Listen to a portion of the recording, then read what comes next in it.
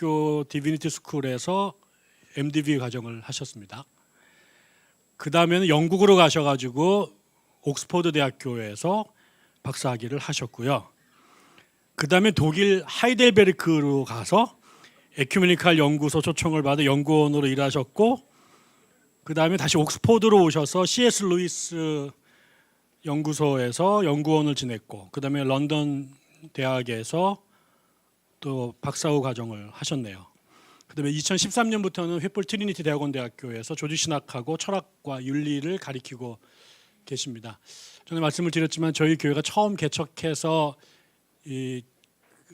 예수의 전당 앞에 모였을 때 그 예배에 참석을 사모님과 하셨던 기억이 있습니다. 저희 교회가 개척하고 한 2달 안이었던 것 같은데, 그래서 여기에 아무도 안 가셨던 그 현장의 자리에 교수님이 계셨고 계속 나올 줄 알았더니 그 7년 후에 저희 교회 방문을 해 주셨습니다. 저하고는 기독연구원 느헤미야를 통해서 오래전부터 알게 됐고, 우리 느헤미야에서 매우 좋아하고 또 많이 도와주셔서 저희가 굉장히 두루두루 관계를 맺고 있는 교수님이기도 하고, 개인적으로는 이 시대에 활동하고 있는 수많은 학자들이 있지만 이 경력도 그렇고 뒤에 쓰셨던 책들도 그렇고 이런 모습도 보는 것처럼 저는 아주 중요한 학자이시고 앞으로가 더 점점점 권위 있는 학자로 성장하실 거라고 기대가 되고요. 아마 오늘 여러분이 김 교수님 강의를 듣고 얼굴을 이렇게 기억했던 게 두고두고 나서 내가 그때 2023년에 그 자리에 그와 함께 있었다라는 거를 두고두고 우려먹게 되실 거라고 저는 확신을 합니다. 귀한 교수님께 저희가 그 삼위일체론과 구원론 어려운 주제인데 저희가 꼭 듣고 싶은 주제여서 교수님 모셨습니다. 바쁘신 중에 저희 교회 방문해 주시고 강의 주셔서 너무 감사드리고요. 지금부터 1시간 반 정도 강의하시고 또 질의응답 또 해주시고 이렇게 해서 아마 2시간 정도 수업이 진행되지 않을까 싶고, 그 다음에 다음 주에 또 2번째 강연이 있겠습니다. 그리고 오늘 또 반응이 좋으면 또 우리 올해 또 다른 주제, 우리가 들을 게 너무 많잖아요. 주제가 또 모실 수 있는 영광이 있었으면 좋겠습니다. 우리 박수로 교수님 맞이하겠습니다.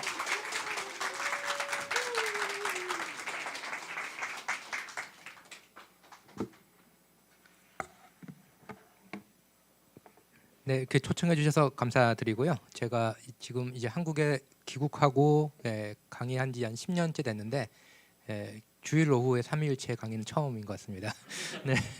네, 한동안은 이제 저한테 이제 강의를 주로 부탁하실 때 첫 한 4, 5년 정도는 신정론이라고 악의 문제에 대한 강의 부탁만 들어왔었어요. 그때 이제 세월호 사건 이후였기 때문에 그때도 이제 목사님들이 다 이제 본인이 하기 힘든 거는 이제 저한테 시키셨기 때문에 한 4, 5년 동안 정말 힘들게 있다가 요즘에는 자꾸 삼일체론을 이제 부탁을 하고 계셔가지고 근데 이제 교회에서 이렇게 하긴 처음인 것 같습니다. 오늘 강의는 삼일체론에 대해서 조금 대략적인 설명으로 정도로만 이렇게 그치도록 할 예정이고요. 근데 아시다시피 삼일체론은 상당히 어려운 교리입니다. 어려운 교리이기 때문에 제가 항상 수업 시간에 삼일체론을 다루기 전 학생들한테 이 수업 끝나고 나도 아는 거에서 별로 변화가 없을 것이다 라고 이렇게 얘기를 하고, 더 장난같이 얘기하는 거는 내가 마음만 먹으면은 여러분들 중에 누구라도 콕 집어서 5분 내로 2단으로 만들어줄 수 있다 라고 얘기합니다. 그래서 삼일체론은 다른 말로 하면은 이제 뭔가 확실히 알고 있다라고 생각할 때는 뭔가 크게 착각하고 있다라는 말과 비슷한 그런 교리이기도 합니다. 그렇기 때문에 오늘 제가 주로 이제 설명드릴 것은 왜 이 교리가 형성이 되었고 왜 중요하게 되었는가, 이 부분에 조금 더 이제 초점을 맞추도록 하겠습니다. 지금 보시고 있는 이 이미지는 한국에서는 많이 보이는 삼일체에 대한 그런 이미지는 아닌데요. 14세기 정도에 이제는 이탈리아에서 그려진 삼일체 그림인데, 보시면은 이 뒤에 이제 성부가 성자 하나님을 이제는 십자가 모양으로 이제 성자 예수 그리스도께서 이제 손을 펴고 계시고, 이제 그리고 이제 십자가 모양으로 된 벌리고 있는 팔을 이렇게 지탱해주고 계신 이 모습이죠. 그런데 보시면은 우리가 알고 있는 어떤 중요한 구원 사건, 1세기 팔레스타인에서 있었던 십자가 사건을 어떤 정도 상징한다고 보여지는데, 보시면은 이 성부 하나님과 성자 하나님의 얼굴에 표정이 없습니다. 이거는 이제 전통적으로 이 표정이 없이 그리는 이유 중에 하나는 이 영원성을 표현하기 위해 가지고 이제 표정 없이 그리거든요. 보시면은 영원에 계신 하나님, 그리고 그 역사 속에서 이루어진 구원 이 두 가지를 이제는 한 이미지 속에서 이제는 표현하려고 노력을 하는 것을 볼 수가 있죠. 근데 여기서 성령이 보이시나요? 네. 그 여러분들 보시기에 이제 왼쪽이죠. 그 성부와 성자 사이를 연결해주고 있는 때 보면 약간의 흰 뭔가 보이죠? 비둘기 모양으로 그려져 있는데요. 이게 성령입니다. 전통적으로 특히 이제는 카톨릭과 개신교가 속해 있는 서방교회 전통에서는 성령을 이렇게 성부와 성자 사이에 있는 어떤 두 분을 이제 교제하게 하는 어떤 영 이런 식으로 표현되고요. 주로 이제 비둘기로 이제 표현이 됩니다. 근데 또 성경의 중요한 주제 중에 하나는 뭐냐면은 성령은 드러나지 않게 은밀하게 활동하시는 분이라는 주제입니다. 그런 만큼 또 이렇게 또 아주 이렇게 보일 듯 말 듯하게 이제 묘사를 하고 있죠. 이 그 하나의 이미지이지만 여기 보시면은 삼위일체론이 가지고 있는 중요한 주제들이 모두 있습니다. 뭐냐면은 영혼과 시간을 연결하는 교리이고, 그리고 삼위일체 하나님이 가지고 있는 각 특성들을 이제 이렇게 보여주는 그런 그림입니다. 그러면은 어떻게 해서 이렇게 삼위일체에 대한 이해가 이렇게 형성이 되게 되었는지 조금씩 순서대로 하나씩 살펴보도록 하겠습니다. 슬라이드 넘겨주시겠어요? 오늘 강의는 크게 세 가지 순서로 나눠지는데요. 첫 번째는 삼위일체론을 이야기하는 법입니다. 다르게 말하면 이렇게 얘기하면 안 된다라는 그런 얘기를 채워질 것 같고요. 두 번째로는 잘 아시다시피 이제 유대교에서 그리스도교가 이제 발생을 했는데 1세기에 그런데 유대교는 유일신론이잖아요. 그럼 왜 유일신론에서 어떻게 삼위일체론이 이제 그 형성이 될 수 있었을까? 거기에 대해서 조금 질문을 드리고 세 번째로는 삼위일체론이 왜 중요한지 그리스도인의 삶 혹은 이제는 우리가 살아가는 삶의 공간인 이 세계와 관계해서 조금 설명을 드리고자 합니다.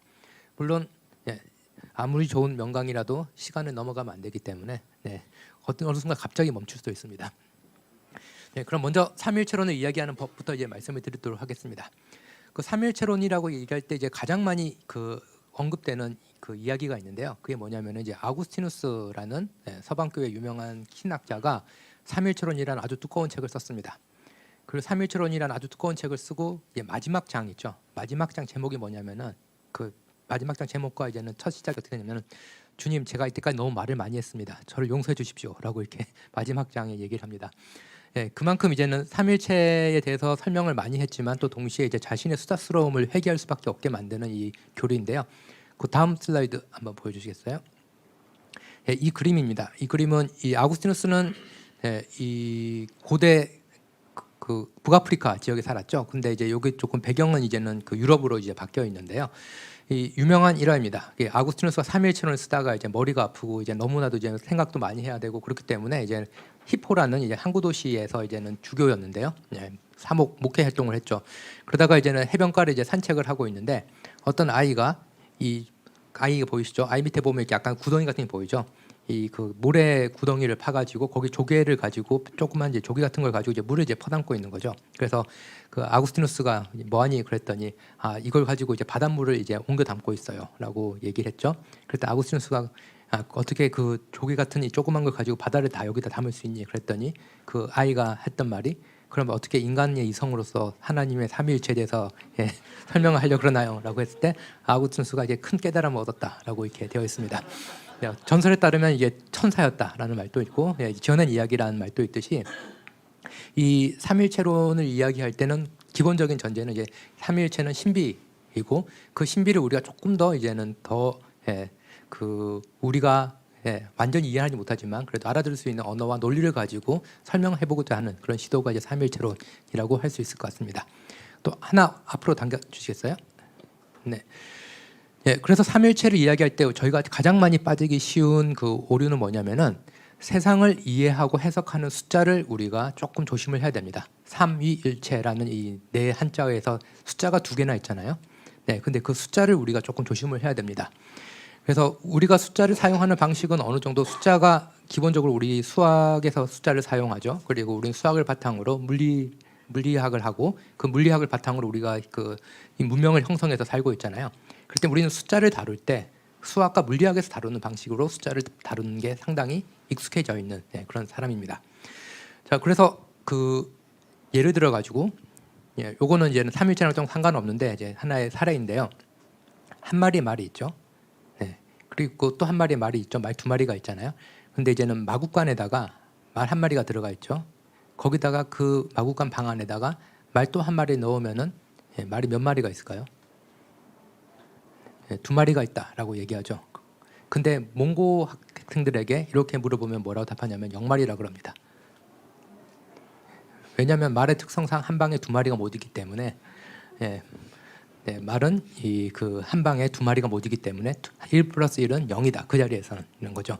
그렇기 때문에 우리가 흔히 생각하는 단순히 양적인 게 아니라 어떤 생명의 특성과 함께 이제 수를 이렇게 연결시켜서 이해하는 방식이죠. 근데 우리는 그런 식의 수를 사용하는 방식을 사실 잃어버렸다라고도 할 수가 있겠습니다.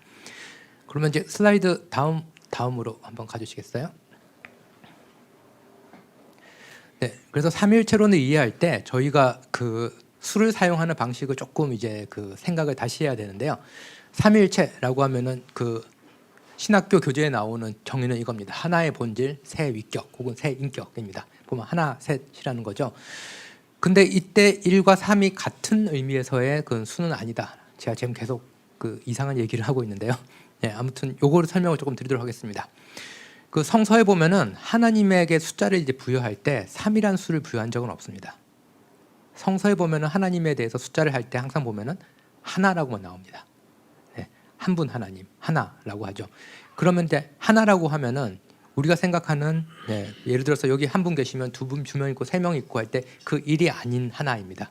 하나님이 오직 한 분이다 그랬을 때는 그 예를 들어 가지고 그 공동번역 성경 있죠. 카톨릭과 개신교가 함께 번역한 성경의 창세기 1장 1절은 이렇게 번역이 되어 있어요.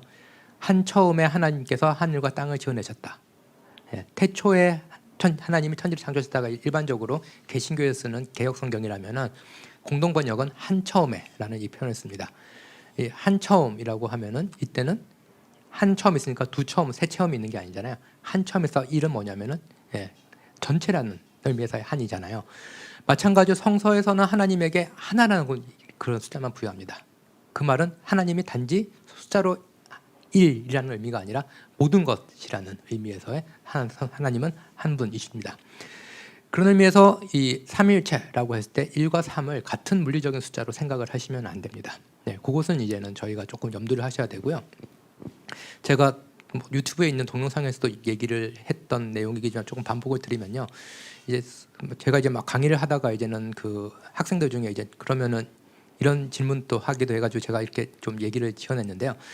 만약에 그 여기에 이제 제가 있잖아요. 그리고 여기 있는 사람들이 전체가 예를 들어서 50명이다라고 생각을 하면은 여기에 인격이 몇 명 있나요?라고 하면은 전체적으로 사람들이 50명이라고 얘기를 하잖아요. 그럼 학생들에게 제가 물어본 질문은 하나님도 여기 계시지 않나요? 그렇게 하면 51명이라고 그러거든요. 그러면 하나님 삼위일체인데요. 그러면 53명이라고 또 그러거든요. 그러면은 뭐가 되냐면은 요 숫자 말씀드렸잖아요. 하나님에게 우리가 부여하는 숫자와 인간에게 부여하는 숫자는 같은 기준, 같은 범주가 아닙니다. 그런 의미에서 이렇게 얘기할 때는 이제 그 장난을 하는 말은 우상 숭배를 범했다라고 얘기를 합니다. 신성 모독을 범했거나 왜냐하면은 인간을 세는 그 단위를 가지고 하나님도 같이 세고 있기 때문에 그렇죠. 그래서 1과 3이라는 이 숫자에 너무 이제 현혹이 되면은 이제 삼위일체를 이제 약간 수학처럼 이제는 해석할 수가 있습니다. 그래서 이 교리를 생각할 때 좀 전제로 전제로 이제 머리에 담아두시면 좋은 것 중에 하나 뭐냐면은 저는 이제 교리를 가르치는 이제 조직신학 전공이지만 교리는 점선과 같은 겁니다. 점선과 같다라는 건 뭐냐면은 이건 C.S. 루이스가 썼던 비유이기도 한데 지금 보시는 건 정사면체잖아요. 정사면체는 입체이죠. 근데 어떤 평면에다 정사면체를 그리기 위해서 우리는 뭘 하냐면은 보이지 않는 면을 표현하기 위해 가지고 점선으로 이제 표시를 하는 거죠. 선을 하나를.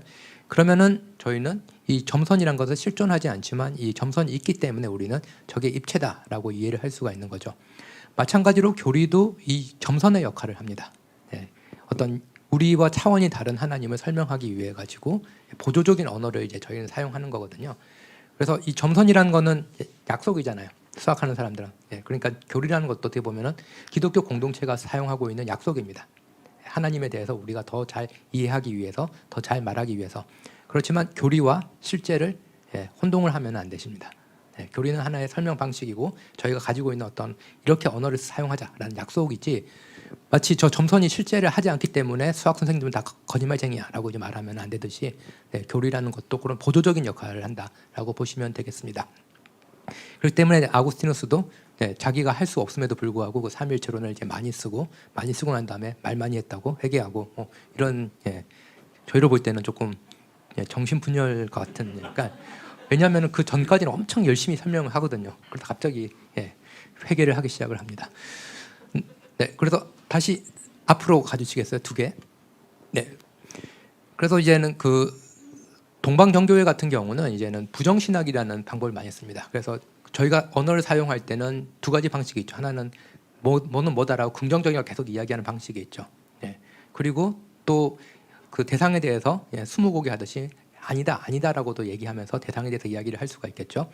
근데 그 하나님이 너무나도 이제는 무궁무진한 신비이기 때문에 우리가 긍정으로 얘기할 수 있는 게 더 많을까요? 아니면 부정으로 얘기할 수 있는 게 더 많을까요? 서방 교회는 긍정으로 얘기하는 걸 더 좋아합니다. 하나님은 뭐 하시고 강하시고 능력이시고 우리 도우시고 이런 식으로 얘기를 많이 하는 걸 좋아하고요. 동방 교회 같은 경우는 하나님은 우리와 같지 않으시고 하나님은 뭐가 아니시고 이런 부정을 쓰는 방식을 더 좋아합니다. 그래서 이제는 동방정교회 신학자였던 블라디미르 로스키 같은 경우는 그 삼위일체론은 이성의 십자가다라고 얘기합니다. 우리가 평소에 이 세상을 이해하고 이 세상 속에 살아가는데 사용하던 이성 있죠. 그 이성을 십자가에 못 박는, 다른 말로 하면 계속 부정하게 하는, 그럼으로써 우리가 세상을 이해한다는 건 뭐냐면은 이해라는 거는 지식을 바탕으로 하잖아요. 지식은 뭐냐면은 상대를 조종할 수 있는 권력을 내가 가진다는 말이거든요. 정보가 그렇게 해서 위험한데 그 하나님에 대해서 우리가 안다고 더 많이 얘기하는 것보다 하나님께 대해서 모른다고 얘기함으로써 우리는 신비에 대해서 더 적절하게 이야기할 수 있게 되죠. 그래서 로스키처럼 삼위일체론에서는 우리가 일반적으로 생각하는 사고 패턴 이런 것들을 조금 이제 버리는 그런 훈련이 필요합니다. 다음으로 이제 삼위일체론을 이제 그 공부할 때 혹은 이해하려고 노력할 때 중요한 것 중에 하나는 디트리트 본헤퍼라는 이 그 독일 신학자죠. 오늘날에는 광화문에 많이 가셔가지고 이제 조금 이제 그 광화문에서 많이 언급되는데 그분과 다른 분입니다. 왜냐하면은 광화문에서는 본하고 한 칸 띄워서 회퍼를 쓰시거든요. 그래서 다른 분이라고 저희는 얘기를 합니다. 조직 신학자들은. 아무튼 그 본헤퍼의 그리스도론이라는 책이 있는데 신학사에서 아주 중요한 질문을 던진 아주 얇은 책이에요. 그 책이 뭐냐면은 신학자들 혹은 이 교회에서 많이 던진 질문은 어떻게입니다. 어떻게 셋이 하나가 될 수 있냐? 어떻게 복음화를 할 수 있냐? 어떻게 교회가 세상을 바꿀 수 있냐라고 하는데 계속해서 어떻게 질문에만 묶여있기 때문에 교회가 잃어버린 언어는 뭐냐면은 누구란 질문입니다. 하나님에게 제일 중요한 질문 마주쳤을 때 우리에게 제일 중요한 질문은 당신은 누구십니까? 라는 질문이 되는데 저희는 자꾸 이렇게 해서 어떻게 셋이 하나가 되냐? 어떻게 하나님이 이 세상에 악을 허용하냐? 이런 어떻게 질문만을 가지고 이제 하나님을 알려고 그러기 때문에 문제가 생깁니다. 그래서 그 하나님에 대해서 우리가 먼저 던질 수 있는 질문은 누구시냐라는 이 질문이고 그리고 그 다음으로 던질 질문은 내가 누구이기에 하나님은 우리를 찾아오시느냐라는 이 질문이 되게 됩니다. 그래서 물론 어떻게의 질문이 중요하지 않은 것이 아니라 누구의 질문이 먼저 오고 그 다음에 누구의 질문으로부터 어떻게를 찾아나가야 된다라는 게 이제 본헤퍼가 던진 도전입니다. 이런 것들이 조금 삼위일체를 이해할 때 우리가 평소에 생각했던 것과는 좀 다른 그런 그 전제, 생각하는 방식 이런 것 때문에 조금 정리를 해드렸고요. 이제 본격적으로 그러면은 이런저런 복잡한 것도 많이 생각해야 되고 그리고 다시 말씀드렸듯이 그 삼위일체론이라는 거는 상당히 어려운 교리이기 때문에 그 효용성이랑 경제성이라는 그런 관점에서 볼 때는 사실 있어서는 안 될 교리이거든요. 그럼에도 불구하고 왜 그리스도인들은 삼위일체론을 고수했을까? 그리고 삼신론과 구분할 수 있는 논리는 과연 있을까? 이런 질문들을 가지고 강의를 이제 본격적으로 들어가도록 하겠습니다. 슬라이드 다음으로 넘어주시면요. 감사합니다.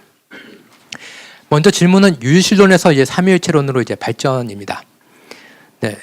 그 유일신론이라고 그러면은 이제 그 종교학에서는 특히 이제는 아브라함으로부터 시작된 새 종교가 유일신론이라 그러고 사실 힌두교나 이런 데서도 이제 워낙 그 다양한 그 신념들이 있기 때문에 거기도 유일신론을 가지고 있는 어떤 종교가 있다라고도 얘기를 하는데요.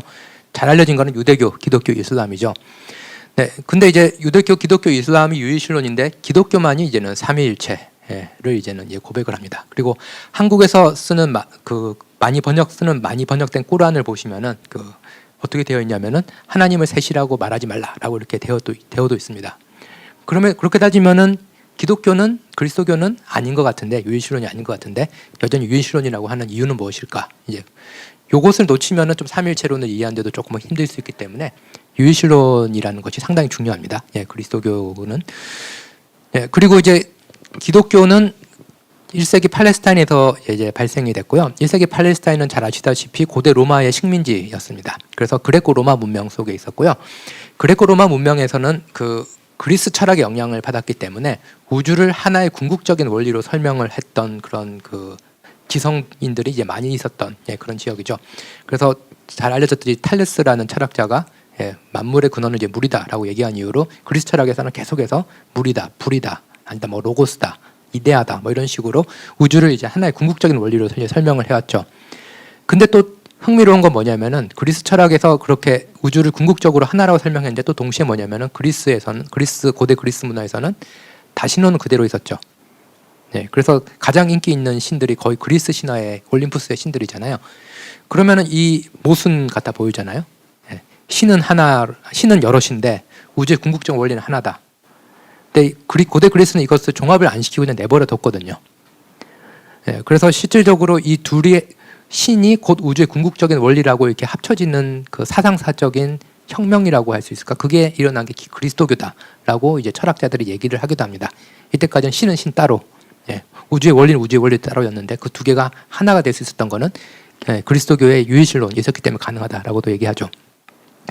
그렇기 때문에 어떻게 보면 이제 기독교는 어떤 그 유대교도 그렇고 이제 다신론적인 세계 속에서 네, 우주를 원리와 신들을 하나로 이렇게 합쳐서 볼 수 있는 그런 체계가 틀이 없었던 세계 속에 등장을 했죠. 그래서 고대 이스라엘의 그 신앙을 보면은 네, 그 상당히 흥미롭습니다. 제가 몇 가지 사례를 뽑아놨는데요. 여기 제가 세 번째 포인트 밑에다가 성경 구절을 두 개를 뽑아놨는데요. 첫 번째를 보시면 출애굽기 15장 11절을 보시면은 여호와여 신중에 주와 같은 자 누구이니까 라고 되어 있죠. 그리고 출애굽기 20장 같은 경우는 나는 너를 애굽 땅 종되었던 집에서 인도해낸 내 하나님 여호와라. 너는 나 외에 다른 신들을 내게 두지 말라인데 여기 보면은 공통점은 뭐냐면은 신은 여럿이라는 겁니다. 신 중에 주와 같은 이란 뭐냐면은 여러 신들이 있는데 주님이 제일 최고다라는 거죠. 야훼 하나님이. 그 다음에 출애굽기 20장을 보더라도 나 외에 다른 신들을 두지 말라라는 거 뭐냐면 여러 신들이 있는데 그 중에서 나만 섬겨라라는 거죠. 그래서 고대 이스라엘의 그 다른 말로 하면은 출애굽 당시의 신앙 같은 경우는 한 분 하나님을 섬기라고는 얘기하지만 다른 신들이 없다라고까지 이제 말할 정도의 그런 그 아주 세련된 형태, 발전된 형태의 유일신론은 없었다라고들 종교학자들은 얘기합니다. 그래서 그것을 이제는 영어로는 유일신론을 모노세이즘이라 그러고요. 그 모노세이즘과 이제는 그 구분을 하려고 헬로세이즘이라고 얘기합니다. 한자로는 택일신론, 단일신론인데 택일신론 뭐냐면 여러 신들 중에 하나를 택해가지고 그 신을 나의 주님으로 믿겠다라는 거죠. 그러면은 여기 보시면은 여러 신 중에서 어떤 한 분 하나님만 섬기겠다라고 할 때 이때 제일 중요한 원인은 뭐냐면은 하나님이 한 분이기 때문에 그 하나님을 섬긴다는 게 아니라 그 하나님과 나는 배타적인 계약 관계를 맺겠다. 하나님과 배타적인 관계를 맺겠다라는 거잖아요. 그래서 여기서는 형이상학적인 원리가 아니라 철학적인 원리가 아니라 중요한 거는 하나님과의 신실한 관계, 계약적인 관계가 한 분 하나님을 섬기는 중요한 배경이 됩니다. 이제 이렇게 되면은 문제가 생길 수밖에 없겠죠. 왜냐하면 이제 여러 신들이 있다는 것도 문제되지만 또 다른 건 뭐냐면은 그래 나만 잘났어라는 배타적인 그런 그 또 신앙, 예, 선민 의식 이런 것들이 또 이제 생겨날 수가 있겠죠.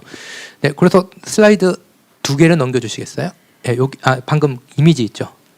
네, 여기를 보시면은 그 제가 말씀을 드렸던 게 이제는 그냥 그 장난같이 이렇게 여러 신들이 있는데 한 신을 섬겼다라는 게 논리적으로 설명드린 게 아니라 실제로 시나이 반도에서 발견된 어떤 그 도자기 1970년대 발견된 어떤 그 도자기에 있었던 이미지예요. 그리고 위에 그 제가 못 읽는 말로 적혀 있는 네, 고대 그 언어로 적혀 있는데 거기에 뭐라고 적혀 있냐면은 야훼와 그의 아내 아셰라라고 적혀 있었던 예, 고고학적 발견입니다.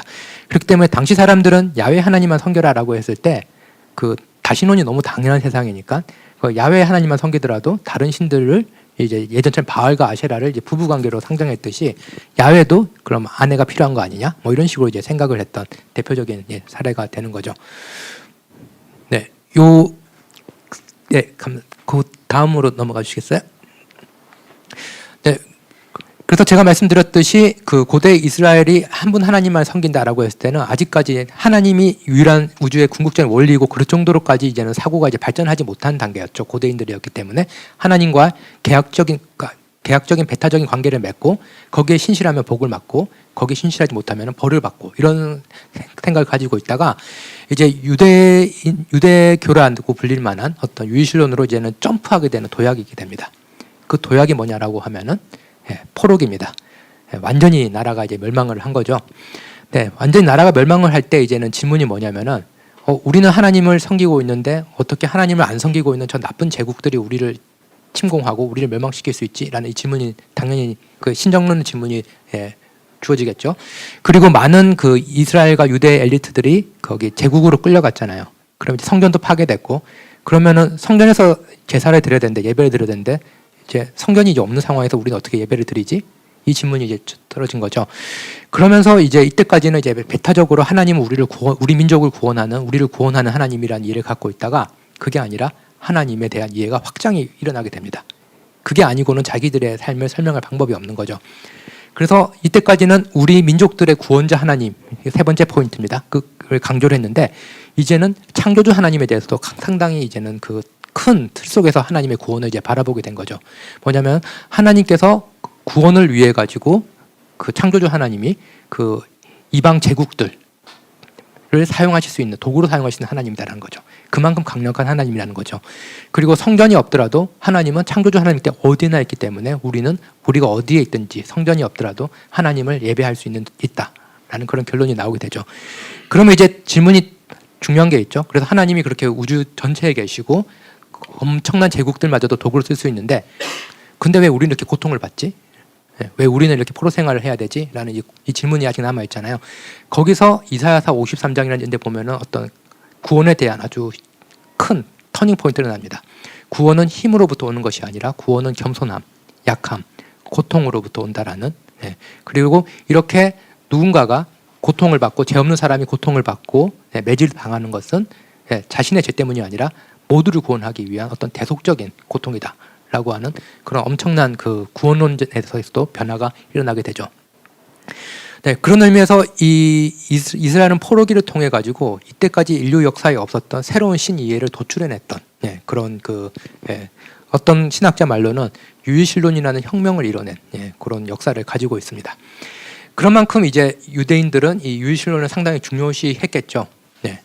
근데 여기서 이제는 중요한 질문을 던지는 건 뭐냐면은 이 유일신론이라는 거는 단지 이제는 신 하나가 있어라고 생각하는 것이 아니라 엄청난 걸 요구합니다. 그건 뭐냐면은 이 세상에 있는 어떤 것도 절대화를 시킬 수는 없고 그 하나님에 비해서 상대적인 가치만 가진 걸로 다른 말로 하면은 그것을 우상탄파적인 원리라고 하는데요. 하나님만이 유일하고 절대적인 분이기 때문에 이 세상 모든 것들은 그것이 정부가 됐던 아니면은 그 부가 됐던 아니면은 뭐 어떤 그 전통이 됐던 이 모든 것들은 상대적인 가치만을 가진다라고 하는 어떤 상당히 강한 우상타파적인 원리가 생겼고요. 또 동시에 뭐냐면은 아주 강한 신이 있는데 이 신이 강한 것을 추구하는 게 아니라 보면은 약함을 추구하고 그 약함을 통해서 많은 사람들을 구원하기 원하잖아요. 이 유일신의 또 다른 원리는 뭐냐면은 상당히 인간 중심적인 겁니다. 약자를 보호하기 원하고 인간의 고통을 허투루 보내지 않냐는 그런 신이라는 거죠. 그래서 이 유일신론이라는 것과 붙어 있는 어떤 가치가 상당히 중요하게 된 거죠. 하나는 모든 것을 상대화시키면서 다른 한편으로 인간의 생명, 약자에 대한 생명 이런 것들에 대해서 중요시하는 아주 독특한 그런 신년 체계가 형성이 되게 됩니다. 그렇기 때문에 이렇게 중요시하고 애지중지하던 유일신론인데 왜 여기서 갑자기 삼위일체론이 발전되었나? 라는 게 이제 그 다음 또 이제는 그 사상사에서 미스테리 신비 중에 하나가 되게 됩니다. 다음으로 이제 넘어가도록 하겠습니다.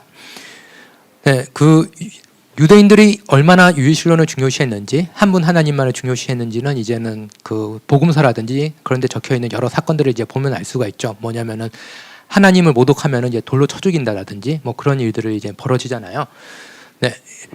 그런데 이제는 이 유일신론을 이제 믿기 시작했던 그 유대인들인데 그 유대인들 중에 일부가 나사렛 예수라는 이 그 한 인간을 한 청년을 하나님의 아들로 그 인식을 하고 특히 이제 그 부활했다고 생각하면서 이제 구원자로 이제 예배를 하기 시작합니다. 뭐 조금 더 다음 시간에 조금 시간이 되면 이제는 왜 부활이 더 중요한지 설명을 더 좀 드리도록 하고요. 일단 중요한 거는 이제 부활을 했다면서 이제 구원자로 예배를 하기 시작을 했죠. 근데 이게 뭐가 문제냐면은 이때까지는 하나님의 아들이라고 따라다니기까지는 큰 문제가 아니에요. 그냥 따라다녔으니까. 그리고 사도행전도 보면은 이제 그 흔적이 나오는 게 막 예수를 따르는 사람들 모여가지고 막 문제를 일으킬 것 같으니까 좀 두고 보자. 자연히 사라질 수도 있다. 뭐 이런 식으로 얘기를 하잖아요. 예, 그래서 그냥 하나님의 아들 혹은 이제 미치광이라 생각하고 그냥 내버려도 되는데 이제 문제는 이 사람이 하나님의 아들을 주장했던 사람이 부활해서 예배를 드리기 시작했다는 거죠. 예배를 드리기 시작했다는 건 뭐냐면은 유일신론이 깨졌다라는 거거든요. 그렇잖아요. 신을 예배를 대상이 두 명이 있다면은 유일신론에서는 예배 대상이 하나야 되는데 예배 대상이 둘이 됐잖아요. 그럼 유일신론이 깨져야 되잖아요. 근데 그 예수 그리스도의 제자들, 예수를 예배했던 사람들은 계속 유대교에 남아 있었거든요. 사도행전 보면은 성전에서도 예배드리고 자기들끼리 모여서 예배드리거든요. 그건 뭐냐면은 예배 대상이 둘로 분화가 됐음에도 자기들은 유일신론을 그대로 고수하고 있다고 생각을 했었다라는 거거든요. 이게 어떻게 가능했는지 모르지만 이게 상당히 그 삼위일체에서 중요했던 부분입니다. 예배의 대상을 둘로 분화가 됐음에도 불구하고 자기들은 여전히 유대교의 유일신론의 틀 속에 있었다고 생각했던 사람들. 근데 또 중요한 거는 뭐냐면은 이 부활한 예수가 그 부활하기 전에는 이제는 팔레스타인 지역에서만 있었잖아요. 그랬는데 갑자기 지중해 전역으로 이제는 그 복음이 퍼져 나가면서 곳곳에 이제는 그 교회가 만들어졌는데 이 곳곳에서 사람들이 예수 그리스도가 자신들과 함께한다라는 그 느낌을 강렬하게 받았던 거죠. 그럼 또 이건 또 어떻게 가능하냐라는 이 설명이 이제 필요합니다. 근데 이 기본적으로 보시면은 한 분 하나님을 섬겼죠. 근데 부활한 예수를 같이 섬겼죠. 그렇게 보면은 삼일체에서 말하는 그 성자라는 요 포인트가 이 지점이 생긴 거죠. 근데 또 뭐냐면 지중해 지역에서 사람들이 그 예배를 드리고 떡과 빵을 나누는 중에 예수 그리스도가 함께한다라고 느꼈던 거죠. 그건 뭐냐면은 그리스도가 성령 안에서 현존하고 함께 계셨다는 거잖아요. 그러면서 성령에 대한 이해가 같이 이렇게 이제 발전을 이제 하게 됩니다. 근데 또 중요한 거는 자기들은 새 신을 섬기는 게 아니라 오직 한 분 하나님만 섬긴다라고 이제 믿고 있었던 거죠. 그래서 어떤 유일신론이라는 틀이 제일 중요하다 제가 말씀드렸던 게 유일신론이라는 것이 꽉 잡고 있는 상황에서 사람들은 이 새 다른 어떤 강렬한 하나님에 대한 체험이 갖고 있었고 그러면 이것을 우리가 삼신론으로 발전시키지 않기 위해서 우리가 어떤 교리화가 필요하기 때 나왔던 게 뭐냐면은 삼위일체라는 교리가 나오게 됩니다. 그렇기 때문에 이거는 어떤 논리적으로 먼저 시작된 교리가 아니라 예배를 드렸고 자기들이 경험했던 하나님을 묘사하기 위한 언어를 찾아가면서 만들어진 교리가 이제 삼위일체다라고 할 수가 있겠습니다. 네, 그래서 지금까지 말씀드렸던 것을 이제 간략하게 요약을 드리면요. 그 유일신론을 믿던 유대인들이 일부가 나사렛 예수가 부활했다고 구원자로 예배를 드렸고, 근데 중요한 것은 예전 같은 경우는 그러면 팔레스타인에 왔어야 되는데 그게 아니라 지중해 전역에서 그런 그 교회에서 그런 체험을 했다라는 거죠. 그리고 이제 신자들이 이제 성부, 성자, 성령의 이름으로 이제 세례를 이제 받게 되었고, 성부, 성자, 성령의 이름이라는 거는 뭐냐면은 그 상당히 재밌는 게 성부, 성자, 성령의 이름이라고 이렇게 마태복음 28장에 되어 있는데 이름이란 건 정체성이잖아요. 그래서 그만큼 이제 새 구분된 인격을 이제는 경험을 했다라는 거고, 그리고 또 이제 여기는 제가 안 적었지만 바울이 또 이제는 서신서에 적어놓은 거 보면은 성부, 성자, 성령의 이름으로 사람들을 축복을 하잖아요. 그래서 고대 사회에서 가장 중요한 신의 이름의 역할은 뭐냐면은 사람들을 이제 축복하거나 저주하는 겁니다.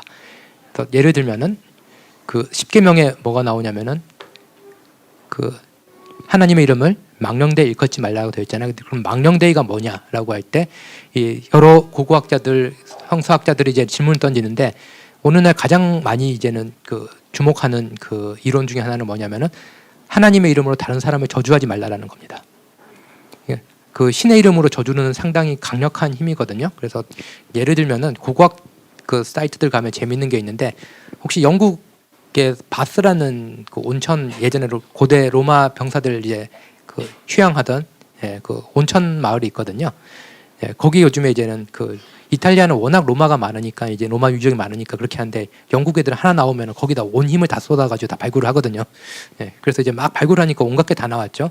근데 그 온천은 대부분의 그 복음서에도 나오지만 이제는 온천은 대부분의 그 온천의 신이 있거든요. 네. 왜냐하면 거기 마법 같은 힘이 있으니까 치유의 힘이.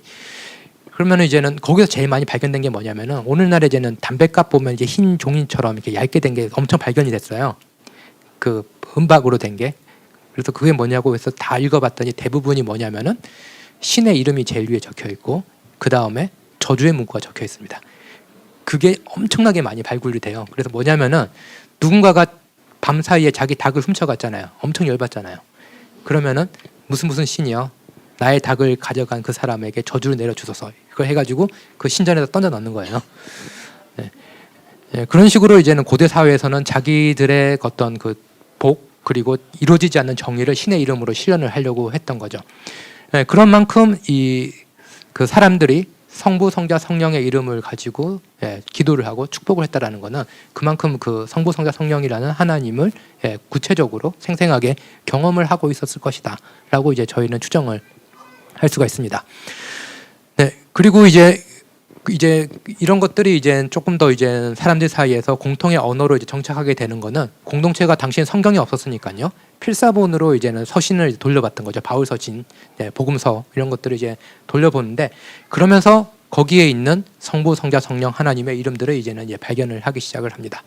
그 다음 그 슬라이드를 한번 넘어가 주시겠어요? 네, 그래서 대표적으로 보이는 게 그 로마서 8장입니다. 로마서 8장이고요. 나중에 제가 조금 더 요 성경 구전 구체적으로 설명을 드릴 텐데요. 흔히 우리가 얘기하는 거는 삼일체라는 단어는 성경에 등장하지 않는다. 뭐 삼일체 신학을 하는 뭐 위격, 뭐 본질 이런 단어는 성경에 있지 않다. 다 맞습니다. 그리고 실질적으로 그 단어들은 2세기에 형성이 되기 시작하고 교리가 공식화된 건 4세기이기 때문에 상당히 후대거든요. 근데 로마서 같은 경우는 그 주로 흔히 생각하는 게 그 50년대 중반 정도에 쓰여졌다라고 생각을 하죠. 예수님이 부활하시고 승천하시고 그다음에 한 20-30년 정도밖에 안 됐기 때문에 상당히 이런 시기에 쓰여진 건데 여기 보시면은 그 설명하는 방식에서 제가 파란색으로 표시를 한 거는 하나님에 관한 거고 녹색으로 표시한 거는 우리에 관한 겁니다. 그래서 한번 제가 읽어보도록 하겠습니다. 무릇 하나님의 영으로 인도함을 받는 사람은 곧 하나님의 아들이라. 뭐 성령이 나왔죠. 그 성령과 관계된 우리의 정체성, 인간의 정체성은 뭐냐면은 하나님의 아들이라는 거죠. 그 다음에 나온 거 보면은 너희는 다시 무서워하는 종의 영을 받지 아니하고 양자의 영, 다시 성령이죠. 받았으므로 우리가 아빠 아버지라고 부르짖느라. 성부를 이제 아빠 아버지라고 기도를 하는 거죠. 마치 예수 그리스도처럼. 그러면은 아빠 아버지와 관계된 그 우리는 우리이지만 아빠의 반대니까 우리는 여기서 또 하나님의 자녀가 또 되겠죠. 그 다음에 또 보면 또 성령이 또 나오죠. 성령이 친히 우리의 영과 더불어 우리가 하나님의 자녀인 것을 증언하시니 그 다음 줄 보면 자녀이면 또한 상속자라 곧 하나님의 상속자. 하나님의 상속자라는 말은 또 발리 말하면 하나님의 또 자녀라는 말이잖아요. 그래서 그리스도와 함께한 상속자. 다른 말로 하면은 그 하나님의 아들이면 아들을 이제 상속자라고 고대사에서 불렀잖아요. 그 똑같은 표현을 써가지고 우리를 똑같은 상속자라고 부르잖아요. 그래서 우리가 그와 함께 영광을 받기 위하여 고난도 함께 받아야 할 것이니라라고 얘기를 합니다. 네, 구원론 시간에 조금 더 설명을 드릴 내용이기 때문에 간략하게 말씀을 드리면은 여기 보시면 성부, 성자, 성령이 어떻게 셋이 하나고의 논리는 나오진 않지만 성부 하나님과의 관계에서도 우리는 하나님의 자녀, 성자 하나님의 관계에서도 우리는 하나님의 자녀, 성령 하나님 관계에서도 우리의 자녀. 여기 반복적으로 이제 드러나고 있는 거죠. 그래서 삼일체로는 보시면은 우리가 하나님의 피조물이고 죄인인데 어떻게 하나님의 자녀가 될까라고 하는 구원론적인 관심이 상당히 강한 구절이죠. 그런 의미에서 성부, 성자, 성령과 계속해서 우리를 연결시키면서 우리는 하나님의 자녀다라고 얘기를 하고 있죠. 여기 보시면 이게 원형적인 형태의 삼위일체가 되고 삼위일체로는 핵심은 최소한 여기서 보시면 어떻게 셋이 하나 되고 하나가 셋이 되는 게 아니라 어떻게 우리가 하나님의 자녀가 되는 것인가 라는 이게 더 삼위일체로서는 중요한 내용이다라고 할 수 있겠습니다. 제 책에 조금 써놨는데 이제는 그 당시의 배경을 조금만 더 설명을 드리면요. 요즘에야 이제는 그 각종 이제 시술 이게 발달돼 가지고 이제는 뭐 불임 부부들이라는 이런 경우에 이제는 자녀를 이제 갖게 되는 확률도 이제 높아지곤 했지만 고대에는 그런 게 없었잖아요. 그러면은 자녀를 못 가지면 어떻게 될까요? 큰일 납니다. 왜 큰일 날까요? 예전에도 비슷하거든요. 고대 사회는 근대화 이전에는 비슷한데 왜 큰일 나냐면 제사 지내줄 사람이 없기 때문에 그렇습니다. 제사 지내준다라는 것은 단순히 이제 그 의례를 하는 게 아니라 그 가족의 어떤 정체성을 유지를 시켜주는 거고 그렇기 때문에 이제 상속자라는 게 중요하거든요. 그래서 예전 같은 경우 고대 로마 배경으로 한 영화나 보면은 이제는 상당히 많은 것 중에 하나가 양자 삼는 거잖아요. 양자를 삼아가지고 후계로 삼고 아니면 아들이 너무 볼 때 아니다 싶으면은 또 양자 길러가지고 후계구도 만들어 놓고 경쟁시키고 뭐 이렇게 했잖아요. 고대 사회에서는 그게 상당히 중요했죠. 왜냐하면 가문의 정통성을 이어감과 동시에 이 가문이 갖고 있는 부와 어떤 그 사회적 역할을 유지를 시켜줘야 되는 게 중요했거든요. 그래서 양자를 삼는 문화가 상당히 발달된 그 사회가 이제 로마인데 그 고대 로마 양자법에서 허용이 잘 안 됐던 게 있습니다. 그게 뭐냐면은 노예 자식을 양자로 삼는 겁니다.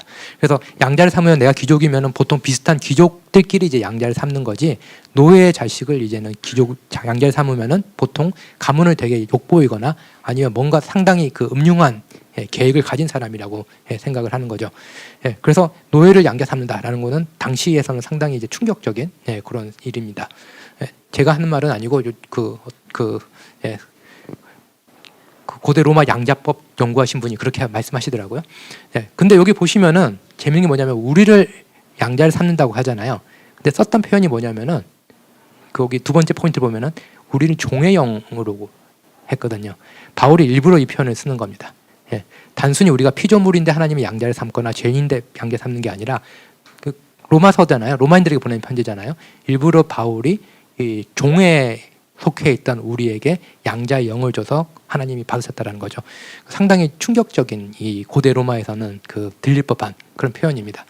그래서 이 당시에 있었던 어떤 전형적인 양자법의 이 예를 넘어서는 그 하나님이 모욕을 무릅쓰는 그런 모습으로 비칠 수 있게 그런 식으로 이제 삼위일체 하나님을 설명을 하고 있죠. 그 다음으로 넘어가 주시겠어요? 그래서 이제 첫 300년의 역사라고 제가 말씀드린 거는 이 예수 그리스도께서 성육신하시고 부활하시고 그 이후에 300년 정도 시간이 걸려서 삼위일체론이라는 교리가 이제 정착이 되는데 이때까지 있었던 중요한 건 뭐냐면은 삼위일체론보다 더 근원적인 것은 삼위일체 하나님에 대한 신앙이고 그 하나님을 어떤 그 교회가 있고 떡과 빵을 나누는 교제가 있는 곳에서 느꼈다라는 게 상당히 더 중요했습니다. 그래서 그 신약 정경이라든지 아니면 우리가 생각하는 교회 제도라든지 우리가 흔히 알고 있는 뭐 그 전통 교리라든지 이런 것들이 거의 300년 그 4세기 초반에 이제 형성이 되는데요. 그 이전에 이 어떻게 보면은 이 교회를 교회되게 했던 그리고 이제 그리스도인들을 하나로 이제 만들어줬던 것이 바로 이 삼위일체 교리입니다. 교리 없이 이 삼위일체 신앙이 이런 식으로 이제 교회를 이제 그 버티게 했던 힘이 됩니다. 그래서 그 예배라는 맥락에서 떨어진 혹은 이제 실천이라는 맥락에서 떨어진 삼위일체 교리는 상당히 추상적이고 이제 설득력이 없습니다. 얼마나 설득력이 없냐면은 그 삼위 하나님이 어떻게 되냐라고 하면은 그것은 물과 수증기와 얼음과 비슷하다 이런 식의 설명을 이제 하게 되는 거죠. 또 다른 설명 방식 중에 하나는 뭐냐면 삼위 하나님이 어떻게 되냐라고 하면은 사과가 껍질과 씨와 과육으로 만들어졌다. 요거는 미국에서 많이 쓰는 예입니다.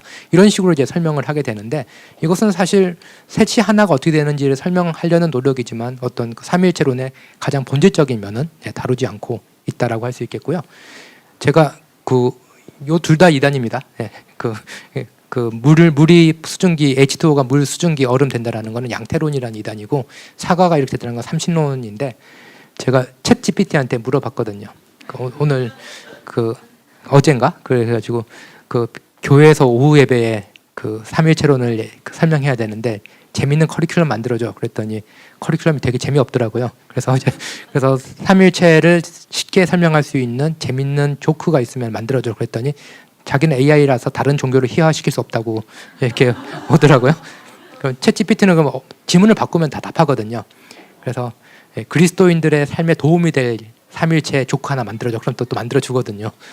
그래서 어느 날 회의주의자들이 사과에게 찾아왔다고 그러더라고요. 사과에게 찾아와가지고 너는 어떻게 껍질과 과육과 씨가 있는데 어떻게 너를 사과라고 부를 수 있니? 라고 그랬더니 내가 사과인 것은 마치 성부, 성자, 성령이 한 하나님이듯이 나는 사과야라고 이렇게 사과가 답을 하더라고요. 네, 그 챗GPT가 그런 조크를 만들어가지고 조금 당황스러웠는데 아무튼 그 삼일체론의 핵심은 이런 셋이 하나하나 셋의 논리를 규명하는 것보다는 어떻게 그 한 분 하나님을 이렇게 우리가 다르게 이렇게 경험을 했냐라는 그 초기 그리스도인의 경험, 신앙이 가장 본질적인 내용이다라고 할 수가 있겠습니다.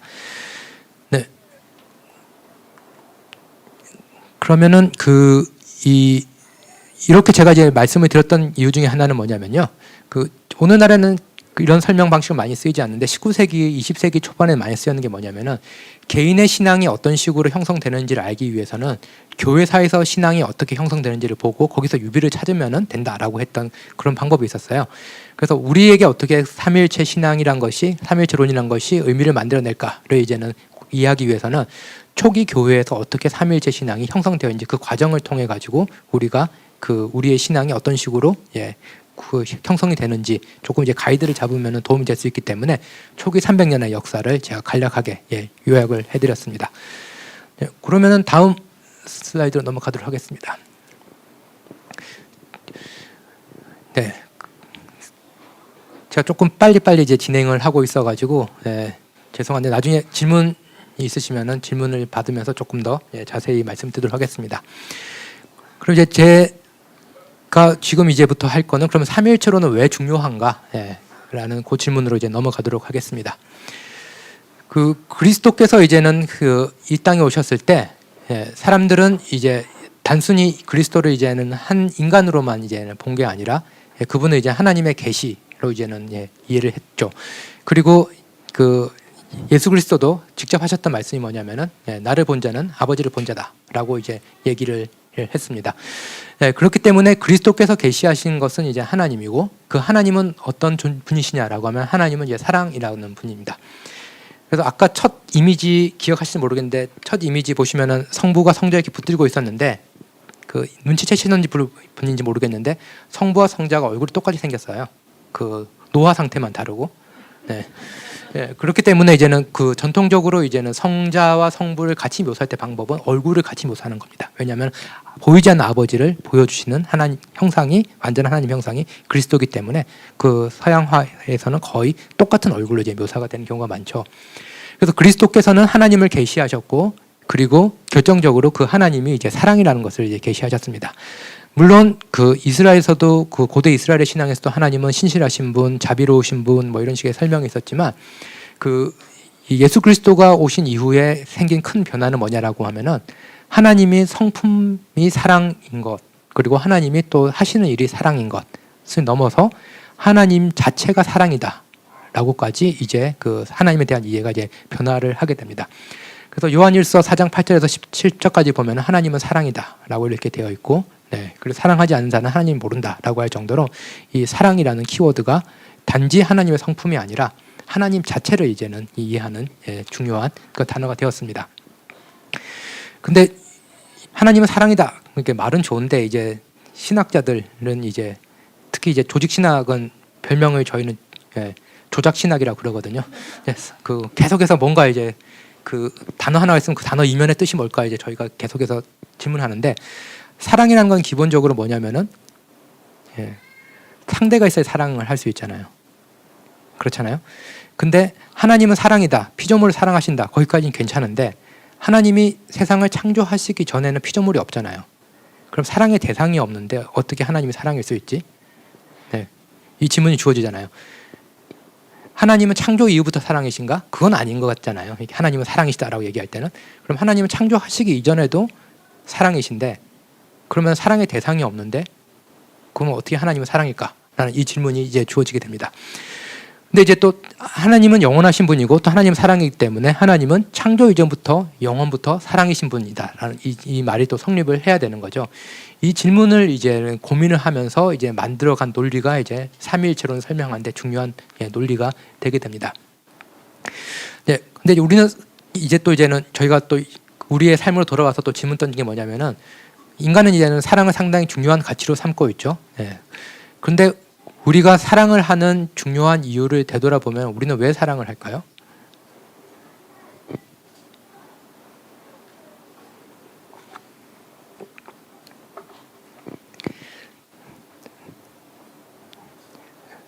예를 들면은 그 어떤 분들은 애플 새로운 모델 나올 때마다 열심히 이제는 바꾸시거든요. 네. 그거는 이제 애플에 대한 사랑이 있기 때문에 그렇잖아요. 맥북에 대한 사랑. 네. 근데 그 저는 전혀 동요를 받지 않거든요. 네. 새로운 뭐 핸드폰이 나오거나 새로운 노트북 기종이 나온다 그래도 전혀 동요를 하지 않죠. 왜냐하면 거기에 대한 갈망이 없기 때문에 그렇습니다. 그렇기 때문에 이제 사랑을 어떤 갈망으로 이제 이해를 할 때 뭐냐면은 갈망이 있는 건 뭐냐면은 나의 결핍을 그 대상을 통해서 이제 채우고자 하는 것, 혹은 내가 원하는 그 희망 사항을 상대가 채워주기 때문에 저희는 이제 갈망을 가지게 되는 거죠. 그래서 흔히 우리가 사랑을 하는 이유는 뭐냐면은 그 상대를 통해서 나에게 없는 것을 이제 충만하게 채우기 위해서입니다.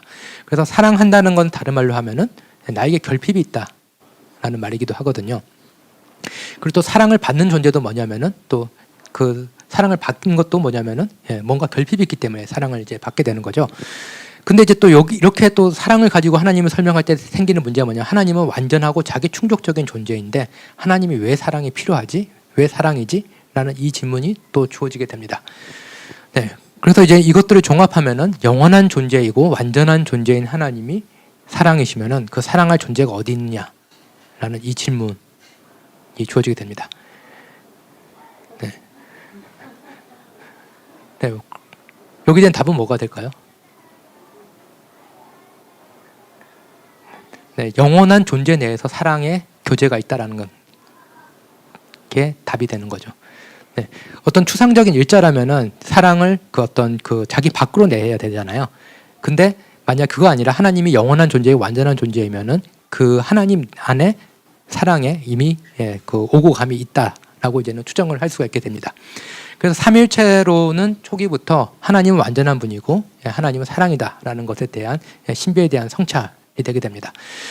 그래서 이 뭔가 이 그 우리로서는 이해할 수 없는 뭔가 그 심오한 사랑의 신비가 하나님 안에 있고 그 심오한 사랑의 신비가 있기 위해서는 하나님 안에 어떤 인격적인 사랑의 교제가 이미 그 안에 있다라고 이제 전제를 할 수밖에 없죠.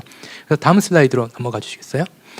그래서 삼일체가 무엇인지에 대해서 이제는 설명을 해달라라고 할 때 그 예전부터 많은 유비가 있었습니다. 어렵잖아요. 이게 어떻게 세치되고 하나가 되고 이런 거 설명하기 어려우니까 대부분 이제 유비를 통해서 설명을 하는데 뭐 선교지에 갔을 때는 뭐 대표적으로 세입 클로버를 가지고 설명하셨던 교부도 있어요. 어떻게 잎이 세 개인데 하나의 클로버가 될 수 있냐, 뭐 이런 식으로 이렇게 설명도 하시고 그랬는데 그 뭐 한국 교회라든지 많이 쓰는 거는 어떻게 H2O가 물이 되고 수증기가 되고 뭐 얼음이 되고 이런 것들 많이 쓰고 있는데 이제 이렇게 설명하는 방식이 있지만 다 이제 불완전한 설명이죠. 근데 아까 제가 소개해드렸던 아구스티누스 신학자가 그 세상이 하나님의 피조물이지만 세상에서 하나님의 형상으로 만들어진 거는 다 하나밖에 없다라는 거죠. 그건 뭐냐면은 인간입니다. 그래서 만약에 하나님을 이해하기 위해서 하나님의 신비를 이해하기 위해서 유비를 쓴다면은 제일 좋은 유비는 어디서 발견되냐면은 하나님의 형상인 인간에게서 이제 발견이 될 수 있다라고 얘기하는 거죠. 그래서 자연 속에서 유비를 찾으려 그러지 말고 인간에게서 찾자라고 얘기를 합니다. 그래서 아주 다양한 유비들을 이제는 제시를 하는데요. 그런데 이제는 그 아구스티누스가 썼던 유비 중에 제일 유명한 게 뭐냐면은 사랑의 유비가 됩니다. 네, 근데 이제는 하나님을 사랑이다라고 얘기했을 때 아까 제가 말씀드렸듯이 조직 신학자들은 뭔가 계속 조작을 한다고 그랬잖아요. 그래서 똑같은 질문을 던졌습니다. 만약에 하나님이 사랑이면은 그거는 동의를 하는데 만약에 성부, 성자, 성령 셋 중에 한 인격이 세 분 중 한 분이 사랑이라면 그 중에 누가 사랑일까? 라는 이 질문을 이제 던진 거죠. 굳이 왜 이런 질문을 던지냐? 그거는 이제 조직 신학자이기 때문에 그 쓸데없는 상상력을 많이 발휘를 합니다. 근데 이제 쓸데없는 상상력이 이후에 상당히 큰 영향을 주게 된 경우도 많이 있거든요. 그러면은 성부, 성자, 성령이 전체가 사랑인데 하나가 사랑인데 전체가 그 중에서 셋 중에 한 분이 사랑이면 누가 사랑일까? 라고 했을 때 아구스티누스는 되게 복잡하게 이제 설명을 하는데요. 단순하게 설명하는 방법은 저는 이제는 복음서 첫 부분입니다. 그 뭐냐면은 그 예수님께서 세례를 받을 때 하늘이 열리고 그 비둘기가 성령이 이제 비둘기 같은 모양으로 내려오시고 그리고 또 들렸던 음성이 너는 내 사랑하는 아들이요라는 그 들렸잖아요. 그러면은 기본적으로 사랑받는 이는 누군지 확실하죠. 예수 그리스도죠. 그러면 너는 내 사랑하는 일까? 사랑하는 사람도 확실하잖아요. 그러면은 성부 하나님이죠. 그리고 두 분 사이에 내려오는 이 그 성령이 사랑이다라고 이렇게 단순히 설명할 수 있습니다. 그래서 사랑이라고 얘기를 할 때 그 우리가 사랑이라는 개념을 분석할 때 사랑이 어떻게 존재하냐라고 하면 누군가는 사랑을 해야 되죠. 누군가 사랑을 해야 되는데 사랑받는 사람이 없다면은 사랑하는 행위 자체가 있을 수 없잖아요. 그 짝사랑이잖아요. 네, 그렇기 때문에 사랑하는 사람이 있으면 사랑받는 사람이 있어야 되는 거고 사랑하는 사람과 사랑받는 사람 사이에 오고 가는 사랑이 필요한 거죠. 그래서 사랑이라는 개념을 분석을 하면은 그 안에는 사랑하는 사람, 사랑받는 사람, 사람 이 세 개로 구분이 될 수밖에 없습니다. 그래서 아까 영원한 존재인 하나님이 어떻게 사랑할 수 있을까? 사랑의 대상이 아직까지 없는데 그 창조 이전에 사랑의 대상이 없을 때라고 했을 때 뭐냐면은 하나님 안에 사랑하는 분, 사랑하는 자, 사랑이 있을 수밖에 없다라는 거죠. 그래서 그 다음 슬라이드 한번 보여주시겠어요? 그래서 아우구스티누스가 그래서 삼위일체론을 이런 식으로 이제 설명을 하고 이게 상당히 중요한 설명 방식이 됩니다. 그래서 사랑하는 분이 사랑받는 분에게 사랑을 선물로 주죠. 네. 그러면 이제 사랑받는 분이 되잖아요. 근데 사랑은 특성이 뭐죠? 사랑은 이제 돌려주는 거잖아요. 그래서 사랑하는 분이 사랑받는 분에게 사랑을 주면은 그 사랑받는 분이 이제는 사랑하는 자가 돼서 사랑한 분에게 사랑을 돌려주는 거죠. 그래서 사랑받는 분이 되는 거죠. 그래서 사랑하는 분, 사랑받는 분, 그리고 그 둘 사이에 오고 가는 사랑의 열매, 혹은 이것을 또 사랑의 끈, 사랑의 불꽃, 뭐 이런 식으로 아구스티누스는 표현합니다. 이렇게 식으로 이제 있게 됨으로써 이 그 세 구분된 어떤 그 사랑 안에 구분된 어떤 정체성이 있게 됩니다. 그렇기 때문에 이 사랑이라는 거는 그 어떤 그 인격을 고정된 존재로 만드는 게 아니라 서로 이제 오고 가고 위치를 이제 변경시키고 이제 하는 그런 특성이 있게 되는 거죠. 그래서 다시 앞으로 이제 가주시겠어요? 그래서 성부는 사랑하는 분으로서 성자를 사랑하고요. 그리고 성자는 사랑받는 분으로서 성부를 이제 다시 사랑을 하게 됩니다. 그리고 성령은 사랑의 연합, 사랑의 끈, 사랑의 열매로서 있게 됩니다. 그러면은 이제 이것을 조금 그 신학적이고 성서적인 언어로 설명을 하면요, 성부는 누구냐라고 하면은 사랑이죠. 사랑은 자기를 이제 주는 거잖아요. 그래서 이것을 이제 셀프 기빙, 자기를 선물하시는 분입니다. 그래서 성부가 자기를 선물하심으로써 성자가 성부와 같은 존재, 성부와 같은 영광, 성부와 같은 그런 그 모든 것들을 이제 가지게 되는 거죠. 그래서 성부가 성자에게 자기를 수여함으로써 그래서 영원하고 모든 것의 기원이며 자족하는 신에 대한 이해가 바뀌게 됩니다. 이분은 그냥 단순히 나는 스스로 존재하고 만족하고 그런 전능한 존재가 아니라 그 기독교에서 이해하는 하나님은 처음부터 자기를 타자에게 내어주는 분이라는 이해가 가능한 거죠. 그리고 타자에게 자기를 내어줌으로써 오히려 기뻐하고 그리고 그 사랑을 다시 받기 원하는 분입니다. 여기서 이제는 사랑을 받기 원한다라는 것은 완전한 존재에게는 조금 부적절한 설명인 것 같잖아요. 근데 기독교의 하나님은, 성서의 하나님은 사랑 받기 원하는 분으로 이제 묘사가 됩니다. 그래서 구약 보면은 계속 날 사랑해줘 막 계속 그러잖아요. 나 질투할래 막 그러면서 이제 계속 이렇게 그 어떻게 보면은 계속해서 사랑을 강구하는 듯한 이제 모습으로 전능자가 그렇게 이제 묘사가 됩니다. 그래서 이제 이 삼위일체론에서 중요한 거는 성부를 어떤 추상적인 일자, 우주의 원리로 이해하는 게 아니라 자기를 주고 그리고 사랑을 받기 원하는, 다른 말로 하면은 교제를 원하는, 교제 안에 있는 존재로 이제는 이해를 하게 합니다. 성자는 그러면 어떤 존재이냐면은 성자도 자기를 선물하는 분이죠. 그래서 성부로부터 사랑을 받았지만 다시 사랑을 돌려주는 분이잖아요. 그래서 성자는 성부께 그 성경에 계속 나오는 거 보면은 감사, 찬미, 기도, 순종으로서 한 사랑을 돌려주는 분이 됩니다. 그리고 이런 그 성부와 성자가 그 가지고 있는 공통된 특성이 자기를 내어주는, 자기를 선물하는 거잖아요. 이러한 하나님의 어떤 본성은 자기를 자기 아닌 것에게도 내어주고 하고자 하는 그런 운동으로 보이는 거죠. 그게 뭐냐면은 창조가 되게 됩니다. 그래서 이 성부도 자기를 선물하기 원하시고 성자도 자기를 선물하기 원하시고, 그러면서 하나님은 자기를 선물하기 원하시는 분으로서 자기 바깥에 있는 타자에게 자기를 선물하시기로 한 사건이 바로 이 창조 사건이 되게 됩니다. 그래서 하나님께서는 계속해서 자기를 우리에게 선물하기 원하시고요. 그래서 하나님께서 우리에게 자기를 주시기 원하는 것은 오늘날에는 하나님의 사랑의 영인 성령을 통해서 우리에게 자신을 주시는 사건으로서 있게 됩니다. 그래서 성경을 보시면 계속해서 하나님은 자기를 주시는 분으로서 이제는 묘사가 됩니다. 그래서 무에 있는 무로부터 어떤 존재를 선물함으로써 진선미를 선물함으로써 피조물을 있게 만들고, 그리고 하나님이 스스로 인간이 되어서 우리 속으로 들어오시고, 그리고 빵과 포도주로서 자기를 몸과 피를 선물로 내어주시고 계속해서 자기를 내어주시는 분으로 이제 묘사가 되고 있고, 그리고 우리에게 요구하는 것은 우리가 하나님이 자기를 스스로 내어줬듯이 너희도 스스로 내어줄 수 있는 존재가 되어라라고 이제 요구를 하시는 거죠. 이런 그 자기 수여, 자기 선물, 교제가 그 단순히 이제는 그 우리가 생각하는 친교가 아니라 그게 하나님의 본성에 들어가 있는 거고, 더 나아가서 이게 우주의 궁극적인 원리다라고 얘기를 하는 게 이 삼위일체론이 되게 됩니다. 우주란 그냥 무에서 갑자기 어느 날 생기고 하나님 단순히 통제하는 곳이 아니라 하나님의 사랑의 대상이고, 그리고 이 사랑을 반영할 수 있는 곳이 되기 원하는 것, 이게 이제 창조가 되게 됩니다. 그 슬라이드 다음으로 가주시겠어요? 그래서 우리가 흔히 보시는 이 삼위일체 이미지는 이런 식으로 이제 묘사가 많이 되어 있죠. 그 오른쪽, 여러분이 보실 때 오른쪽은 이제 또 나이 많은 분이니까 성부가 되고요. 그리고 이제는 왼쪽이 이제는 성자 하나님이 되겠죠. 그리고 가운데에 있는 분은 그 둘 사이의 교제로서의 성령을 이제 묘사를 하고 있고, 그 보시면은 성부 하나님이 밑으로 이게 지탱을 하고 계시죠. 그 지구본 같은 거잖아요. 네. 그러니까 우주 만물 창조 세계를 이제는 지탱을 하고 계시고, 그 창조론에서 상당히 중요한 것이 뭐냐면 하나님 세상을 만드실 뿐만 아니라 그 끝난 게 아니라 만물을 우주를 이제 보존하고 계신다, 지탱하고 계신다라는 거잖아요. 그러니까 이렇게 밑으로 이렇게 지탱을 하고 계시죠.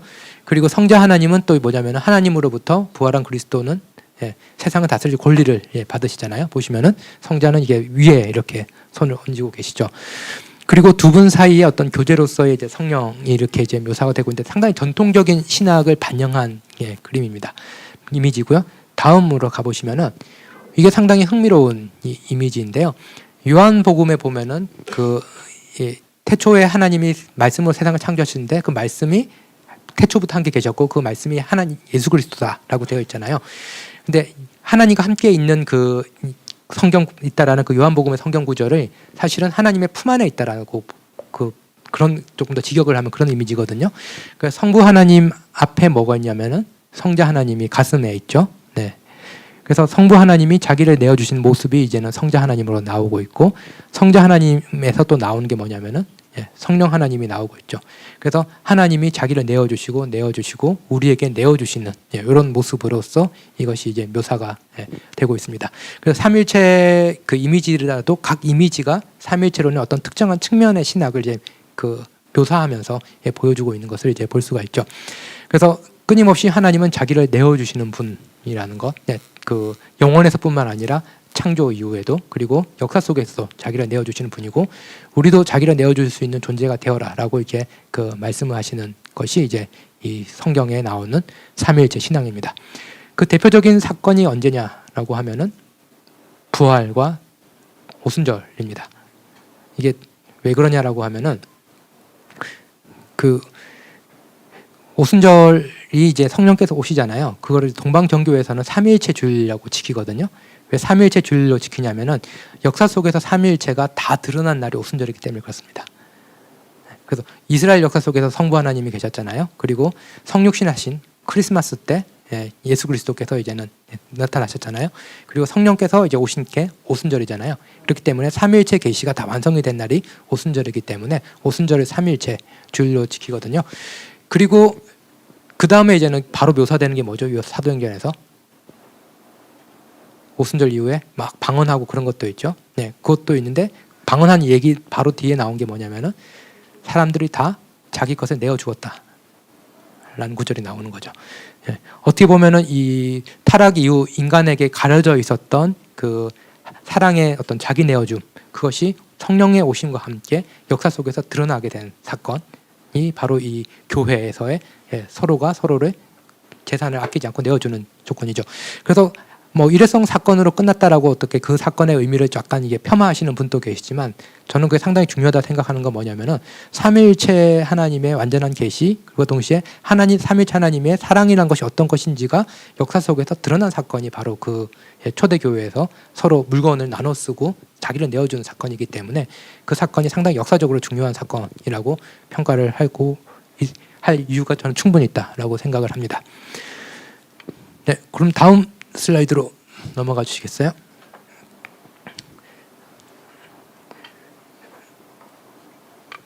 네, 그 이제 저희가 이제 다음으로 살펴볼 중요한 주제 중에 하나는 그 삼위일체 하나님이 이제 자기 수요적인 사랑이다라고 말씀드렸잖아요.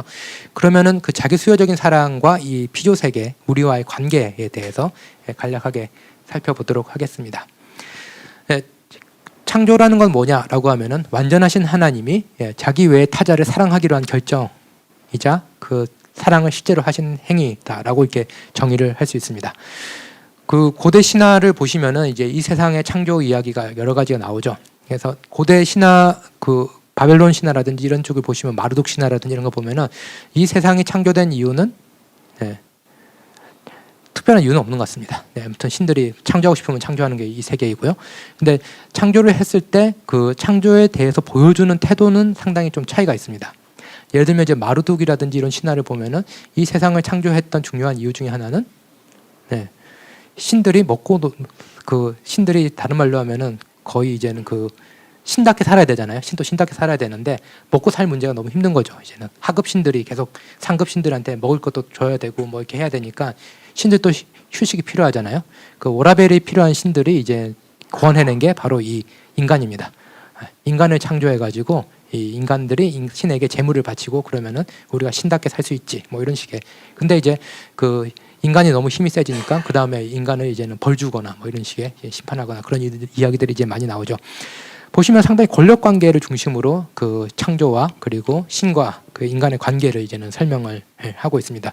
물론 구약 성경도 그런 권력 관계가 전혀 안 보이는 건 아닙니다. 그렇지만 이제 신약까지 와서 저희가 볼 수 있는 창조는 뭐냐면은 어떤 그 신이 워라벨이 필요해가지고 피조 세계를 원하는 게 아닌 거죠. 신은 그대로 완벽한 자족적인 존재라는 것이 이제 기본적인 전제입니다. 근데 완벽하고 자족적인 존재면은 자기보다 열등한 존재를 가지는데 창조라는 것이 그러면은 다른 말로 하면은 자기보다 열등한 존재를 가지면 계속 보살펴주고 도와주고 그래야 되잖아요. 더 귀찮아지는 일일 수도 있죠. 그렇기 때문에 이제 고대 신화와는 기독교의 창조로는 조금 이 그 기본적으로 깔려 있는 그 신과 인간 사이의 관계를 설정하는 방식은 상당히 차이가 있습니다. 오히려 창조는 완전한 존재가 자기 외에 있는 타자를 이제 사랑하기로 결정하고 그 사랑을 부어주는 행위라고 볼 수가 있습니다. 근데 창세기를 보면은 이제는 그 하나님이 세상을 창조하시는데 말씀으로 세상을 창조하신 얘기가 나오죠. 거기까지는 유대교와 공통인데 이 신약으로 오면은 얘기가 조금 달라집니다. 얘기가 뭐가 달라지냐면은 하나님이 세상을 창조하는데 말씀으로 창조했는데 그 말씀이 곧 예수 그리스도다라고 얘기를 하면서 다음과 같은 말이 계속 나와요. 창조는 말씀으로 말미암았다라고 이제 요한에서 나오고요. 그리고 그 말씀이 그리스도인데 그리스도를 위하여 창조되었다라고도 나오고요. 그리고 그리스도 안에 창조가 있다라고도 얘기를 합니다. 근데 이제 그리스도를 위하여라고 그 골로새서 1장 16절에 되어 있는데 이 구절은 사실 그 한국어로는 그리스도를 위하여라고 for Christ 영어로 이렇게 되어 있고요. 이렇게 되어 있는데 조금 그리스도 원어라든지 이렇게 다니면 꼭 그리스도를 위하여라고만 번역될 수 있는 구절은 아니에요. 좀 더 정확히 말하면 그리스도를 향하여라고 그 번역을 할 수 있습니다. 만약에 그리스도를 위하여 창조되었다라고 하면은 그리스도를 위해서 우리가 뭔가를 계속 해야 될 것 같잖아요. 근데 그리스도를 향하여 창조되었다라고 하면은 그 느낌은 창조의 목적이 점점 더 그리스도처럼 되어가는 것, 다른 말로 하면은 하나님의 사랑의 대상으로 그 점점 더 변화되어 가는 것, 이런 이미지가 강하죠. 그래서 요 위하여와 향하여 요 이렇게도 저렇게도 번역될 수 있는 구절인데 어떻게 번역하냐에 따라서 상당히 다른 의미를 형성을 해줍니다. 그래서 이제 신약 성경에 와서 이제 예수 그리스도라는 존재가 탄생을 해가지고 하나님은 사랑이다라는 그런 엄청난 하나님에 대한 이해에 큰 변화가 일어났지만 또 동시에 이 세계에 대한 이해도 상당히 변화가 됩니다. 이 세계는 그리스도의 말씀, 그리스도로 말미암아 만들어졌을 뿐 아니라 그리스도를 향하여 만들어졌고 그리고 그리스도 안에 있다라고 얘기를 하죠. 네, 그렇기 때문에 이 창조라는 것을 볼 때 우리는 단순히 이 창조를 그 6일 만에 만들어진 세상 혹은 뭐 물리적인 세계, 기계적인 세계 이런 식으로 보는 게 아니라 이 창조에 대해서 이야기할 때는 우리에게는 렌즈가 필요합니다. 그 렌즈는 뭐냐면 예수 그리스도라는 렌즈입니다. 이 세계를 볼 때 언제나 우리는 예수 그리스도가 어떤 분인지를 통해 가지고 이 세계를 이해하도록 초청을 하는 게 이 삼위일체론이 되게 됩니다. 그래서 제가 적어놓은 표현이 창조의 존재, 창조가 어떻게 존재하게 됐고 창조가 어떤 그 운명, 목적을 가지는지는 성부의 영원한 사랑의 대상이요 기쁨의 근원인 성자 안에서 이제 밝혀진다라고 얘기를 할 수 있습니다. 요 다음 슬라이드 한번 보여주시겠어요? 네, 그래서 창조론을 할 때 아까 아구스티누스의 그 삼일체론을 제가 그대로 이제는 그 응용을 해가지고 만들어 봤는데요. 성부와 성자와 성령은 계속해서 이제 사랑을 나누고 계시는 분인데, 요거 잠깐 레이저를 좀 쓰도록 할게요. 티가 안 나죠? 네, 그 성부로부터 이제 성자로 이제 내려오잖아요. 사랑이 내려오잖아요. 그리고 성자가 성부를 향해 사랑을 돌려드리고 그 사랑의 선물로 성령이 있는데 구도는 약간 바꿨습니다. 왜냐면은 삼일체 하나님의 영혼과 그리고 피조세계의 시간을 이제 구분하기 위해서 요 삼각형을 약간 돌려 세웠고요. 그러면은 이 세계는 그냥 만들어진 것이 아니라, 그냥 말씀으로 만들어진 것이 아니라, 아까 골로새서라든지 근데 보면은 성자 안에 있다 그랬잖아요. 성자를 향하여. 그렇기 때문에 이 성자를 통해서 이제 만들어진 것이 인간, 하나님의 형상인 인간도 있지만 이 우주와 그리고 동식물들이 다 이제는 이 성자를 향해서 성자 안에서 이제 만들어지게 됩니다. 그렇기 때문에 이 성부가 성자를 향해서 부어주시는 사랑, 그 사랑은 그 성자를 통해서 이 세상이 받게 되는 사랑이 되게 됩니다. 그래서 이 세계는 성부가 성자를 사랑하는 그 사랑으로 하나님께서 이 세상을 사랑하기 원하시는 대상이 바로 이 창조가 되게 되고요. 그런데 이제 문제는 뭐냐라고 하면은 성자는 성부에게 사랑을 이제 돌려드리잖아요. 사랑을 돌려받는 거잖아요. 그런데 이 동식물들, 그 해와 별들은 이제 사랑을 못 돌려주잖아요. 네. 그렇게 되면은 뭐가 필요할까요? 우주의 대표로서, 삼라만상의 대표로서 하나님께 사랑을 돌려드릴 대상이 필요한 거죠. 그게 누구냐면은 인간이 됩니다. 그래서 인간만이 하나님의 형상으로 만들어졌다라고 얘기하죠. 그래서 정교회에서 잘 쓰는 표현은 인간은 우주의 그 제사장이라는 표현을 씁니다. 하나님의 형상은 제사장을 표현하는 거다라고도 얘기를 하는데요. 그게 뭐냐면 예수 그리스도도 제사장으로서 우리를 대신해서 하나님께 예배를 드린다라고 되어 있잖아요. 근데 인간 또 하나님의 형상으로서 우주를 대표해서 하나님께 감사와 찬양을 돌려드리는 존재가 이 인간이 되게 됩니다. 그 때문에 성찬이 중요한 이유가 거기에 있습니다. 성찬은 우리가 예수 그리스도의 몸과 피를 선물로서 받는 사건도 되지만 그 빵은 어디서 만들어지죠? 네, 하나님은 그 우리에게 밀을 주셨지 빵을 주신 건 아니거든요. 그렇잖아요. 밀을 주셨고, 물을 주셨고, 소를 주셨지 우유, 빵을 주신 건 아니잖아요. 포도주도 마찬가지거든요. 하나님은 포도를 주셨지 포도주를 주신 건 아니잖아요. 그렇기 때문에 이 성찬이란 것이 상당히 중요한 이유가 뭐냐면 하나님께서 자기를 몸과 피로 자기의 몸과 피를 빵과 포도주로 주신 사건이기도 하지만 또 동시에 우리는 빵과 포도주라는 것은 다른 말로 하면은 인간이 농사를 짓고 운송을 하고 보관을 하고 레시피를 개발하고 그럼으로써 이제 만들어낸 것이 빵과 포도주가 됩니다.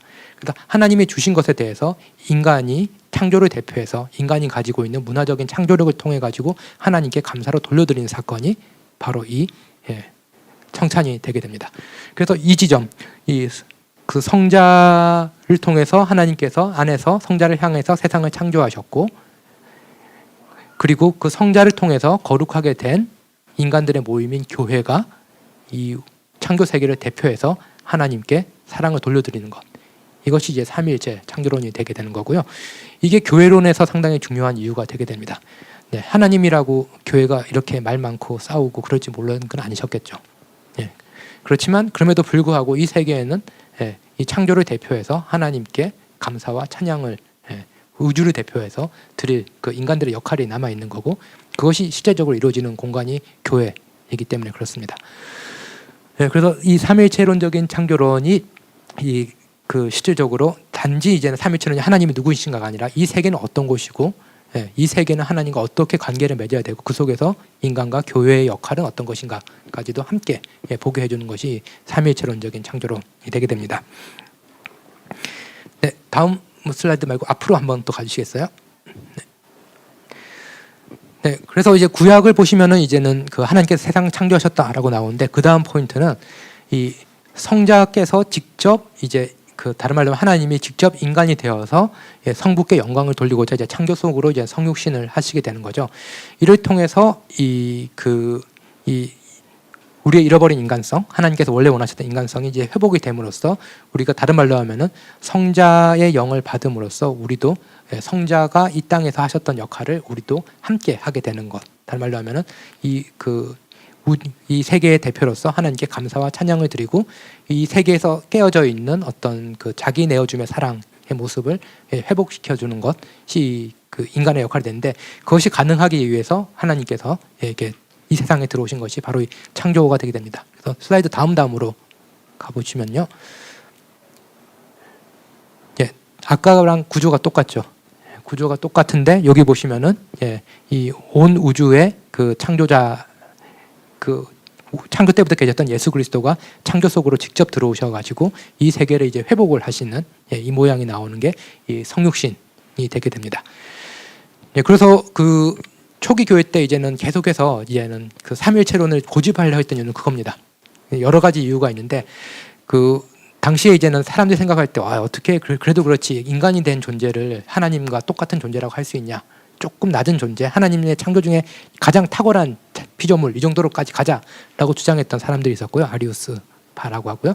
그리고 그 소위 말하는 정통이 된 그런 그 신학자들, 아타나시우스라 불리는 신학자를 중심으로 있었던 그 신학자들인데 이 사람들은 아니다. 성자는 하나님과 동급이어야 된다. 왜냐하면은 예, 요것 때문에 그렇습니다. 예, 성자가 만약에 하나님과 그 동급이 아니라면은 하나님이 이 세상에 부어주시는 사랑이 그토록 그 엄청난 사랑이라는 것을 설명도 못하지만 또 동시에 그 하나님이 인간이 되셔야지 인간이 하나님이 될 수 있습니다. 이게 조금 독특한 논리인데 신이 인간이 돼야지 인간이 신이 될 수 있다. 이게 이 논리가 제일 중요했거든요. 다른 말로 하면은 우리가 성자의 역할을 하기 위해서 이 땅에서 예, 그 예수 그리스도는 분명한 하나님과 동급이다라고 얘기를 합니다.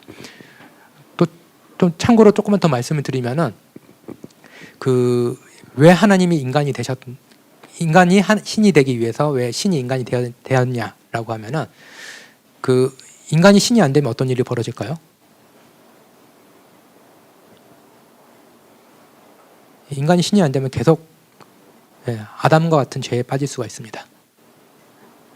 네, 그 말은 뭐냐면은 기독교에서 구원의 궁극적인 목적은 이 종말에 예, 우리가 그 삼위일체 하나님과 영원한 교제에 들어가기 위한 것인데 그때 우리가 완전한 신과 같이 되지 않다면은 에덴 동산의 아담과 같이 또 범죄할 수 있는 가능성이 남아있게 되는 거죠. 그렇기 때문에 인간이 신이 돼야 되는 거고 그게 이제 궁극적인 거고요. 다음 주에 더 설명드리겠지만요. 현실 속에서는 그래서 그 완전한 하나님이신 예, 성자 하나님 같은 그런 그 창조를 대표해서 하나님의 사랑을 받고 사랑을 돌려주는 역할을 하기 위해서 예, 그 인간은 신이 되어야 된다라고 이제는 얘기를 하게 됩니다. 네, 이거는 조금 더 복잡한 얘기니까 그냥 참고로만 알아두시면 될 것 같고요. 네, 그 시계가 없어가지고 제가 어떤 스피드로 지금 가고 있는지를 잘 모르고 있는데 예, 한 10분 정도 남은 것 같네요. 이제 마지막으로 이제 하나만 더 보여드리고 이제 그 강의를 마무리하도록 하겠습니다. 지금까지 이제 삼위일체론에 대해서 이제 설명을 드렸는데요. 그 말씀드렸듯이 초기에 그 삼위일체론이 처음 생긴 거는 그 어떤 하나님에 대한 그 유일신론을 유지를 하려고 했던 그런 토대 위에서 성자 하나님을 그 구세주로 고백하면서 예배를 드리기 시작했고 그 어디서나 예수 그리스도의 현존을 느끼면서 이제는 성령 하나님에 대해서도 이제 고백을 하게 되면서 삼위일체론 형성이 되었고요. 근데 그런 삼위일체론이 그 형성이 되면서 우리에게 준 그 언어 논리 같은 거는 하나님은 전적으로 사랑이시란 분 그리고 이 세계도 이 어떤 기계적인 세계가 아니라 사랑을 주고받을 수 있는 구조로 창조되어 있다라는 것 그리고 그 어떤 사랑을 주고받을 수 있는 구조로 만들어진 이 세계의 회로의 가장 핵심에는 인간이 있다라는 것 하나님 형상인 인간이 있다라는 것 이런 것들이 이제 그 삼위일체 신앙이 우리에게 알려주는 바입니다. 근데 삼위일체에 대해서 이제는 그 이미지를 이제 제가 여러 개 보여드리는 이유는 그 이미지마다 가지고 있는 신학이 조금씩 다르기 때문에 그렇고 그 어느 하나하나가 다 중요하기 때문에 그런 것도 있지만 네, 저도 개인적으로 논리적인 설명보다는 이렇게 이미지 설명이 저는 개인적으로 조금 더 선호해서 그렇습니다. 그 안드레이 르블로프라는 아주 유명한 그 이콘 화가가 그린 그 삼위일체 이콘이고 거의 이거는 한 번 이상은 다 보셨을 것 같아요. 그리고 제가 예전에 CBS에서 이 이콘 그 해설을 한 이후로 CBS에서 이 이콘을 너무 남용을 하고 있어가지고 지금 네, 제가 할 말이 없어져가지고 좀 민망하긴 한데 네, 그 서방 장난같이 제가 하는 말 중에 하나가 뭐냐면은 그 인터뷰를 예전에 이렇게 막 돌아다니면서 했던 교회사 교수님 계셨는데 예, 맥클러프라고 유명한 그 교회사 교수가 계셨는데 그분이 이제 시리아 가셔가지고 거기 있는 사제들이랑 신부들이랑 얘기했대. 상당히 흥미로운 말에서 제가 기억에 아주 남아 있거든요. 그게 뭐냐면은 서방에서 신학자가 되려면 철학자가 돼야 된다. 논리 연습해야 되고 뭐 그런 걸 논쟁 연습해야 되고 그런데 이제 동방에서는 신학자가 되기 위해서는 시인과 화가가 돼야 된다라고 얘기를 합니다. 네, 그래서 상당히 신학에 접근하는 방식, 신비를 설명하는 방식도 차이가 있죠. 제가 미국에서 MDB를 할 때 그 교회 실습을 하잖아요. 그때 그 제 동교 중에 한 명이 러시아 정교회 화가였거든요. 그래서 걔는 교회 실습을 교회가 사는 게 아니라 학교가 방을 하나 내주고 거기서 이콘을 계속 그렸습니다. 이렇게. 네, 그래서 이제 이콘에 대해서 이것저것 물어보는데 보통 뭐 한국에서도 그렇지만 이제 대부분의 신학자들이 미국이나 영국이나 독일이나 가서 봤을 때 이제 글 쓸 때 저희 신학 논문 쓰거나 책 쓸 때 주로 이제 카페인과 지방의 의지를 하잖아요. 계속 커피 마시고 초콜릿 먹고 이제 고기 먹고 이렇게 하는데 그 제 친구가 이제 이콘 그리게 딱 되면은 금식에 들어가요. 예, 그 이콘 그리기 한 일주일 정도 전부터 고기를 끊고, 예, 그 다음에 이제 뭐 탄산수 같은 거 안 먹고, 알코올 안 먹고, 막 그런 식으로 해가지고 몸을 정화를 시키고, 예, 그 다음에 이제 금식하면서 이제 그리거든요. 이런 식으로 이제는 이콘은 이제 사실 그 신학을 전달하는 신학을 전달하는 어떤 그 매체도 될 수 있지만 또 동시에 어떤 그 하나님과의 어떤 영적인 어떤 그 교제를 하는 아주 중요한 수단 중에 하나입니다. 그래서 이 안에는 상당히 많은 신학적인 메시지가 들어있을 수밖에 없고요. 근데 여기서 보시면은 그 앞서 봤던 그 삼위일체 이미지와는 상당히 또 다른 어떤 이미지가 강하게 마음에 남을 수 있을 건데요. 어떤 이미지가 남으시나요? 네. 네, 성령이 비둘기의 사람이 됐죠. 네. 네, 감사합니다. 아주 좋은. 지금 아까 보시면은 일직선으로 돼 있던 약간의 어떤 그 권력까지는 아니지만 어떤 위계 같은 구조가 보이기도 하고 어떤 성부 성자 있으면은 어떤 상당 그 둘 다 위험한 모습으로 있게 되고 그렇게 되죠. 그 안드레 루블로프의 이 그 이콘이 상당히 많은 사랑을 받는 이유 중에 하나는 뭐냐면은 느낌이 따뜻하잖아요. 이렇게 느낌이 따뜻하고 그리고 교제라는 이미지가 가장 잘 살아나서 그렇습니다. 근데 이 시간이 없어가지고 자세히는 설명을 못 드리고 답을 말씀을 드리면은 가운데 계신 분이 성자입니다. 네, 그리고 성자가 바라보고 있는 그 고개를 약간 틀어서 바라보고 있잖아요. 바라보고 있는 분이 성부가 되고요. 그리고 성부가 바라보고 있는 분이 성령이 되게 됩니다. 물론 그 드레스 코드도 다 정해져 있습니다. 왜 이런 색깔의 옷을 입는지 그런 것은 나중에 찾아보시면 될 것 같고요. 일단 그 성자 우리는 이 이미지에서 삼위일체 신비를 이해하기 위해서 어디를 처음에 보냐라고 하면은 가운데 분을 보면서 이제 저는 이야기 되는 거죠. 다른 말로 하면 삼위일체라는 이 독특한 신 이해가 유의신에 나온 건 뭐냐면은 예수 그리스도라는 존재가 등장을 했고 하나님의 아들이라고 불렸고 부활을 했기 때문에 그렇거든요. 그래서 예수 그리스도라는 이 존재를 하나님이라는 거 어떻게 우리가 이해할 수 있을까라는 그 고민 속에 삼위일체가 나왔기 때문에 이 그림에서도 가운데 있는 분부터 시작을 하게 됩니다. 예수 그리스도부터 시작을 하게 되는 거죠. 그러면은 나를 본 자는 아버지를 본 자라고 그 말씀하셨듯이 가운데 분을 보면은 저희의 시선이 따라가게 되잖아요. 시선의 움직임 따라 움직이면 되거든요. 그러면 왼쪽으로 가잖아요. 그러면 성부 하나님이죠. 여기서 보이는 성부 하나님도 어떤 무지막지한 힘을 가진 그런 전능하신 하나님이 아니라 어떤 상당히 이제 사랑과 교제의 느낌이 강하죠. 그래서 이 그 성부의 시선은 또 어디로 가냐면은 성령으로 가죠. 그래서 이제는 이 계속해서 움직이는 겁니다. 사랑은 움직이다는 그 광고 카피가 상당히 삼일체적인 카피라는 걸 보여주는데요. 이게 움직이잖아요. 이렇게 성자로부터 성부로 시작해서 성령으로 이렇게 사랑의 움직임이 있잖아요. 그러면 성령은 어디로 가 있나요? 네, 가운데 제물로 가 있죠. 이거는 아브라함의 제사 있잖아요. 그 송아지 바치고 이제는 새 천사가 찾아와 가지고 아브라함이 이거 송아지도 주고 이게 그 떡도 먹이고 그랬더니 알고 봤더니 주님의 천사였다라고 되어 있잖아요. 근데 이제 주님이라고 되어 있거든요. 성경 보면은. 그래서 이제 동방정교에서는 삼위일체를 묘사할 때 요 아브라함의 어떤 환대를 모티브로 많이 합니다. 그래서 보시면은 그 송아지를 잡아가지고 이렇게 해야 되는데 보시면 송아지가 있는 게 아니라 그 카톨릭이나 이런 데서 보는 성찬 그 그릇에 양고기가 있거든요. 네. 그건 뭐냐면은 성령이 보라라고 하는 거는 뭐냐면은 예수 그리스도의 희생을 보라라는 겁니다. 네. 그래서 아까 처음 봤던 이미지에 보시면은 성부, 성자, 성령이 성부가 성자를 이렇게 십자가 모양으로 들고 있다면은 이 역시도 십자가가 안 보이는 것 같지만 이 안에는 삼위일체의 핵심에는 이 예수 그리스도의 희생이 있는 거고 그 예수 그리스도의 희생이 뭔가 엄청난 변화를 일으킨다. 라는 것을 이제 보여주는 게 이 그림입니다. 그래서 예수 그리스도의 희생으로 상징되는 어떤 양고기가 있고, 근데 그 손 제스처도 보면 재밌는데요. 거기 성자는 이렇게 하고 있죠. 요거는 대부분 신성과 인성을 상징을 합니다. 이렇게 하면은 축복이고, 이렇게 그 성자가 이렇게 하고 있을 때는 주로 이제 신성과 인성 두 본성을 상징을 하는데, 성령은 어떤 강요하는 게 아니라 부드럽게 이렇게 손가락으로 지칭을 하고 있잖아요. 지칭을 하고 있는데 뭐냐면은 가운데 네모 보이시나요? 네, 네모가 뭐냐라고 하면은 여기 밥상 같아 보이지만 밥상이 아니거든요. 사실 제단입니다. 그 성당이라는 데 가면 제단인데 제단에 보면은 가운데 이제 로마라든지 오래된 그 지중해 지역의 그 성당 가 보면은 제단 한 가운데 뭐가 있냐면은 순교자들 유골 넣게 되어 있는 유품 넣게 되어 있는 그런 그 구멍 같은 게 있어요. 이제 그거를 가르치고 있습니다. 그래서 이걸 보시면 뭐냐면은 이 삼위일체 하나님이 이렇게 둥글게 이렇게 교제를 하고 계시잖아요. 그리고 삼위일체 하나님의 둥글 교제가 있는데 성령 하나님이 바라보고 계시는 거는 예수 그리스도 희생이죠. 그리고 손가락으로 가리키고 있는 건 뭐냐면은 여기는 우리가 들어가서 앉을 자리입니다. 우리에게 들어오라라고 초청을 하고 계시는 거죠. 그래서 삼위일체 하나님의 그 교제 안에 우리가 참여하게 되는 것, 이게 이제 삼위일체론의 궁극적인 목적이고, 그게 가능한 게 뭐냐라고 하면은 성령이 바라보고 계시는 예수 그리스도의 희생 때문에 우리는 이 초청을 받아서 이 자리에 들어올 수 있는 존재가 되었다라는 겁니다.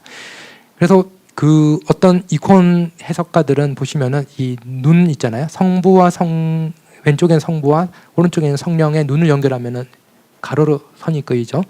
그리고 성자의 머리부터 그 다음에 여기 그 양고기, 그리고 그 밑으로 있는 그 제단에 우리가 들어올 자를 연결하면은 십자가가 됩니다.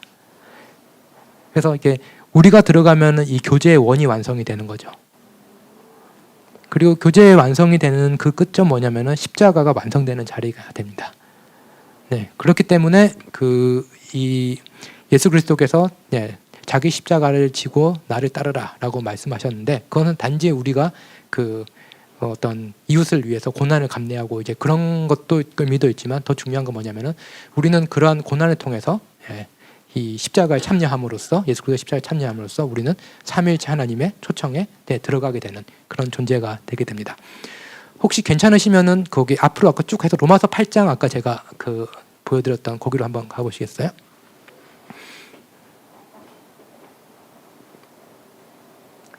로마서 8장을 보시면은 지금 보시면은 그 아까 이콘에서 보여드렸던 어떤 신학적인 문법 논리가 그대로 있는 것을 이제 보시게 되죠.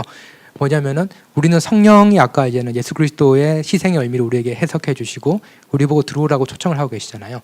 그래서 성령을 통해서 우리는 하나님의 자녀로서 그 교제에 참여를 받게 되는데, 그 제일 밑에 줄을 보시면은 자녀이면 또한 상속자인데, 그래서 우리는 그와 함께 영광을 받기 위하여 삼위일체의 교제 안에 들어가기 위해서 우리가 또 해야 될 게 뭐냐면은 고난도 함께 받아야 될 것이라, 예수 그리스도의 십자가에 우리가 또 참여를 해야 된다라고 되는 거죠.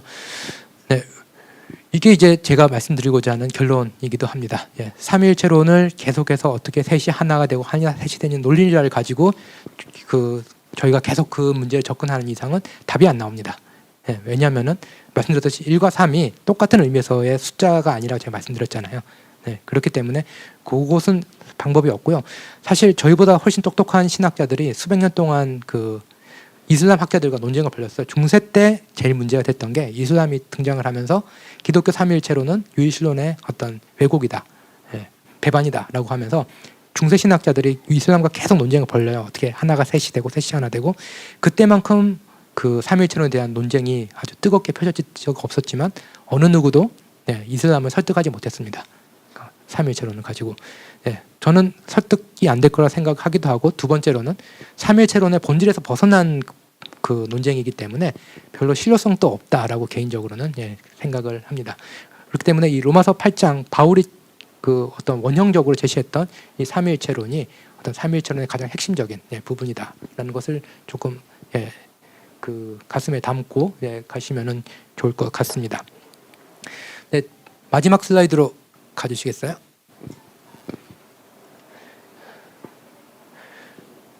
그래서 이때까지 말씀드렸던 내용의 정리이고요. 그 삼위일체론을 할 때 저희가 어떻게 삼이 하나가 되고 하나가 셋이 되고 그 논리보다는 그 보네퍼가 질문했듯이 누구의 질문 누구냐, 하나님은 누구시길래 우리에게 이렇게 그 아들도 보내시고 성령도 보내시고 하느냐는 이 누구의 질문부터 이제 던질 필요가 있습니다. 그래서 이제 삼위일체를 통해서 우리가 알 수 있는 것은 어떻게 그 복잡한 신학적인 내용이 아니라 실질적으로 하나님은 급진적으로 자기를 내어주시는 분, 하나님은 자기를 선물로 주시는 분이라는 것, 그리고 하나님을 추상적으로 일자로 이해하는 것이 아니라 하나님은 교제를 본성으로 하시는 분, 사랑의 교제를 하시는 분이라는 것, 그리고 그 하나님을 삼위일체론에서 가장 중요한 것은 우리도 그렇게 사랑을 주고받을 수 있는 인격이라는 것, 그런 것들이 이제 중요한 키워드가 됩니다. 그래서 하나님은 인간이 되셨기 때문에 그 삼위일체론 핵심에 있는 것은 하나님이 인간이 되신 거죠. 그래서 이에 대한 최고의 설명 방식은 논증이 아니라 증언이 되게 됩니다. 다른 사람에게 소개할 때는 우리는 그 논증을 하진 않죠. 다른 사람은 이제 증언을 하잖아요. 마찬가지로 삼위일체론도 증언이 가장 좋은 설명 방식이 됩니다. 그렇기 때문에 이제 삼위일체론이 가장 중요하다라고 얘기하고 또 삼위일체론은 다른 모든 교리를 이해하는데도 근원이 된다라고도 할 수 있겠고요. 아까 제가 보여드린 게 창조를 어떻게 이해할 것인지 그리고 인간의 역할, 교회를 어떻게 이해할 것인지에서 조금씩 맛을 보여드렸는데요. 그래서 삼위일체론에서는 중요한 것은 증명보다는 활용에 초점이 가야 됩니다. 모든 교리들을 삼위일체론적으로 생각해보고 모든 그 우리의 실천도 삼위일체론적으로 한 번 더 생각해보려고 하는 그런 활용이 더 중요하지 그것을 어떻게 논리적으로 증명할 수 있을까라는 거기에 머물면은 그 답이 안 나오는 교리가 되게 됩니다. 그렇기 때문에 이제 삼위일체론은 이제 답 없이 우리가 이 신앙생활을 하는데 아주 중요한 교리로서 계속 남을 것 같고요.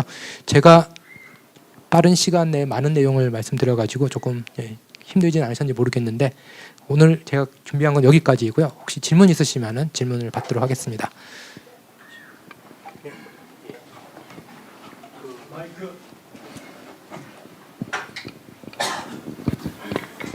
좋은 강의 너무 감사드리고요.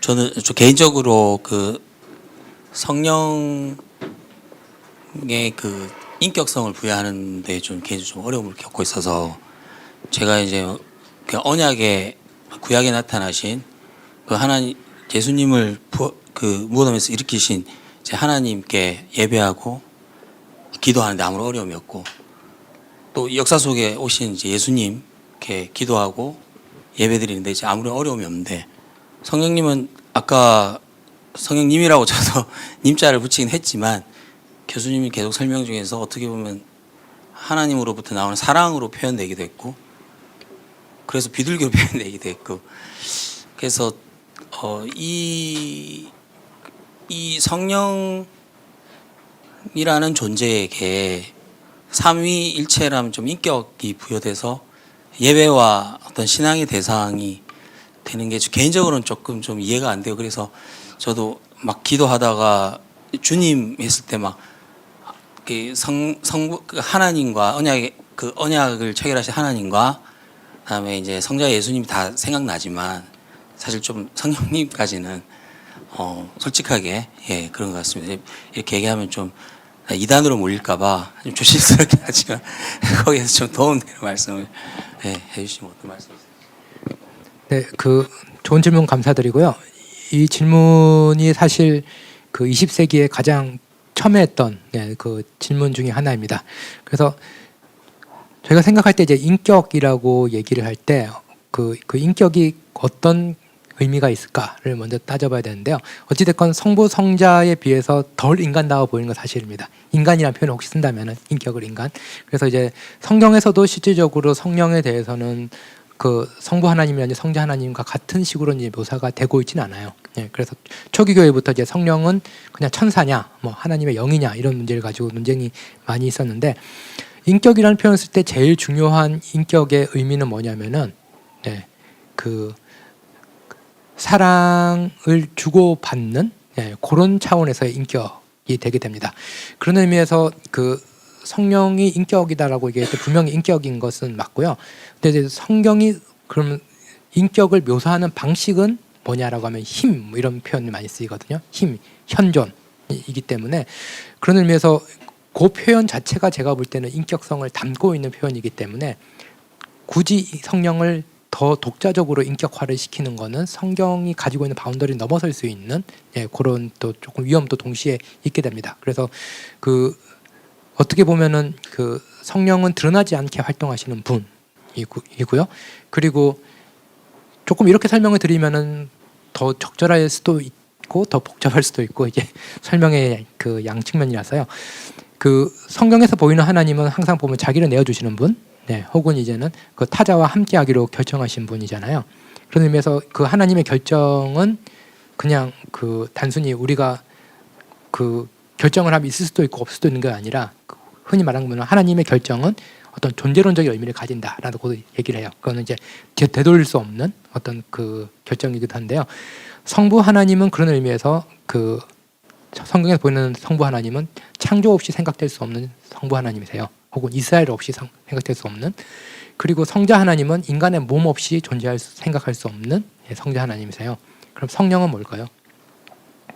교회 없이 생각될 수 없는 분이 그 성령 하나님이십니다. 그렇기 때문에 성령 하나님의 인격성이 드러나는 것은 성령 하나님 자체의 인격성이 아니라 교회가 얼마나 인격적인가로 드러나게 되는 게 성령의 인격성입니다. 이게 이제 그 교회가 이때까지 쭉 많이 주장해왔던 거고요.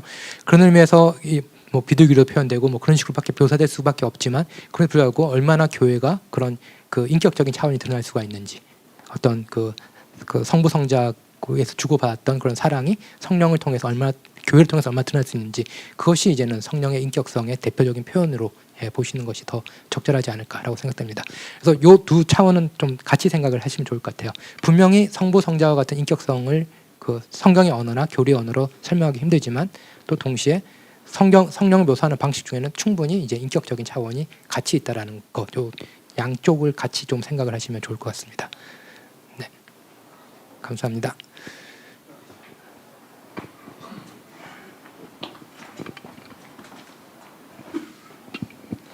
네, 좋은 강의 감사합니다. 오늘 저희가 주일 설교 배동만 목사님 설교에서 그 신명기에서 이렇게 하나님이 나타났을 때 형상이 없으신 분이라고 이렇게 들었거든요. 근데 어떤 지금 많은 기독교 역사가들이나 신학자들이 어떤 이콘이나 이런 걸 통해서 하나님과 예수님과 성령님을 이렇게 형상으로 나타내면 나타난 거잖아요. 그래서 그럼에도 불구하고 형상이 없는 하나님을 이렇게 형상으로 나타내면서 이렇게 설명했을 때 어떤 가지는 장점과 또는 한계 이런 것들을 좀 설명해 주시면 감사하겠습니다. 네, 감사합니다. 네, 오늘 설교를 제가 듣고 왔어야 되는데 네, 일단 제가 아는 범에서 이렇게 말씀을 드리도록 하겠습니다. 네, 일단 구약에서의 하나님은 형상이 없으신 분이라고 얘기를 하는 이유 중에 하나는 뭐냐면은 인간이 하나님의 형상이기 때문에 그렇습니다. 그래서 그 형상이란 개념이 그 구약에서 쓸 때, 신약에서 쓸 때, 그 이후 또 그다음에 그 교회 사이에서 쓸 때는 조금씩 의미가 이제는 변화하게 되는데요. 구약에서 이제는 형상이 없다라고 얘기할 때는 우리가 흔히 말하는 신상으로서의 형상 개념이 상당히 큽니다. 네, 그래서 이제 고대 종교에서는 아까도 제가 그림 보여드렸듯이 신이 있다라는 건 뭐냐면은 그 조금 설명을 조금 더 그 고고학적으로 드리면은 그 저희도 다 알다시피 이제는 그 고대 이스라엘에 성전이 있었잖아요. 성전 보면은 지성소가 있고 지성소에는 못 들어가잖아요. 그러면은 그 앞에까지만 이제는 사람들이 오고 예배를 드리게 하는데 고대 종교의 대부분은 지성소를 갖고 있었어요. 성전에. 예, 그러면 지성소에 실제로 신이 있잖아요. 그러면은 거기는 대제사장 정도만 들어갈 수 있잖아요. 그러면 딴 사람들은 뭘 보고 예배를 드리냐고 하면은 지성소 밖에다 우상을 세워뒀어요. 그래서 그게 신이라고 생각하고 거기다가 이제는 예배를 드렸거든요. 그래서 고대는 우상이 없다, 다른 말로 형상이 없다라고 하는 거는 결국은 신이 없다라는 말이 되고, 그러면서 형상이 없다라는 거는 그 종교가 아니다라는 말이 되게 됩니다. 그만큼 이제는 형상이란 것이 상당히 그 큰 의미를 가지고 있었고요. 근데 이제는 그 창세기 같은 경우는 기본적으로 노예 생활을 배경으로 쓰여졌고, 그 모세 같은 경우요. 그리고 이제는 기본적으로 이제는 그 바벨론 제국에 이제는 포로되어 있었을 때 이제 최종본 이제 편집 작업에 들어갔다라고 이제 흔히 얘기하는데, 둘 다 어마어마한 신전을 가지고 있었던 문명권에서 노예 생활을 할 때 이 그 하나님에 대한 새로운 변화가 일어났거든요. 아시다시피 이집트는 어마어마한 그런 피라미드라든지 그런 거 만든 거고, 바벨론의 신전들이라는 거는 뭐 역대급 규모를 가지고 있었던 그런 규모인데, 이제 그게 아니라 그 창세기라든지 이런 데서 보시면은 인간의 하나님 형상이라 부르면서 어떤 신이 아니라 이런 노예들, 히브리라고 불리기도 하는 이런 노예들, 이런 사람들이 하나님 형상이라고 말하면서 어떤 전복적인 신 이해를 이제 끌어냈었던 거죠. 이게 이제는 그런 의미에서는 그 구약에서는 상당히 중요한 게 하나님 형상이 없으시다. 왜냐하면 인간이 하나님 형상이다라는 메시지입니다. 근데 이제는 꼭 보면 이제 바울이 뭔가 말을 해가지고 의미 변화가 많이 일어나게 되거든요. 그래서 바울이 갑자기 무슨 얘기를 했냐면은 예수 그리스도가 하나님의 형상이다라고 얘기를 하게 됩니다. 그래서 근데 예수 그리스도는 뭐냐면은 나를 본 자는 아버지를 봤다라고 얘기를 하게 되거든요. 그렇기 때문에 이제 여기서 이제는 변화가 일어나게 되는 거죠. 그 형상이 없으신 하나님이 완전한 형상으로 예수 그리스도를 가지고 보여주신 거죠. 그러면서 이제는 후대에 이제는 이 논쟁이 붙게 됩니다. 그래서 하나는 구약에 조금 더 집중을 함으로써 그 형상 없이 그 하나님에 대해서 이야기한다라는 게 하나의 큰 그 흐름이고요. 다른 하나는 뭐냐면은 하나님이 자기를 그 실제로 우리가 보고 느끼고 만질 수 있는 인간으로 되셨기 때문에 그 우리는 예수 그리스도를 통해서 하나님의 형상을 계속해서 묘사하고 이야기해야 된다라는 또 하나의 흐름이 가게 되고요. 후자 쪽이 이제 동방 종교라는 쪽에 큰 영향을 이제 끼치게 되었죠. 근데 그러면은 이제 이런 논쟁에 따라서 이제는 그 두 전통이 갈라지긴 했는데, 그러면은 아까 질문하셨던 그러면 형상, 다른 말로 하면 이미지를 쓰는 게 어떤 효과가 있냐라고 했을 때, 신학자들이 신학적인 정당성은 예수 그리스도가 성취됐기 때문에 우리는 예수 그리스도에게 드러난 하나님의 형상을 이제 묘사를 하겠다는 거지만, 또 동시에 이제 그 실용적인 면에서는 어떤 면에서 얘기를 했냐면은 그 인간의 지성은 강하지 않다입니다. 인간의 지성은 강하지 않기 때문에 그 하나님께서는 인간의 그 자신을 알리기 위해 가지고 단순히 청각과 인지작용에 호소를 하는 것이 아니라 오감 전체에다가 호소를 한다라는 그런 신학적인 주장이 강하게 됐고요. 그런 의미에서 카톨릭과 정교회 같은 경우는 형상을 사용을 하는 것을 이제는 공식적으로 이제 승인을 하게 됐죠. 왜냐하면은 그 기본적으로 교육적인 효과가 있고요. 그리고 그 감정 고양 효과라고도 얘기를 합니다. 뭐냐면 그림 보면은 호기심이 확 가잖아요. 근데 이제는 그 강사가 계속 얘기하면은 그냥 뻔한 얘기 계속 나올 것 같잖아요. 그렇기 때문에 이게 다른 감정적인 효과를 나타내거든요. 그래서 이제는 감정 고양 효과, 이게 중세 때 나온 그 이론이고요. 세 번째가 기억 효과입니다. 사람들은 그 제가 이제 아무리 말을 해도 여러분들 돌아가면 제 목소리는 목소리가 뭐 가늘다 뭐 이런 거 기억하시겠지만, 제가 제 목소리와 결합된 내용은 기억을 하지 않으시거든요. 그거는 뭐냐면은 다 이미지 형태로 기억이 될 거예요. 어느 대부분의 인간의 기억은 어떤 언어로 기억이 되는 게 아니라 이미지로 기억이 됩니다. 요거는 초대교회 때부터 요것은 주목을 해왔었어요.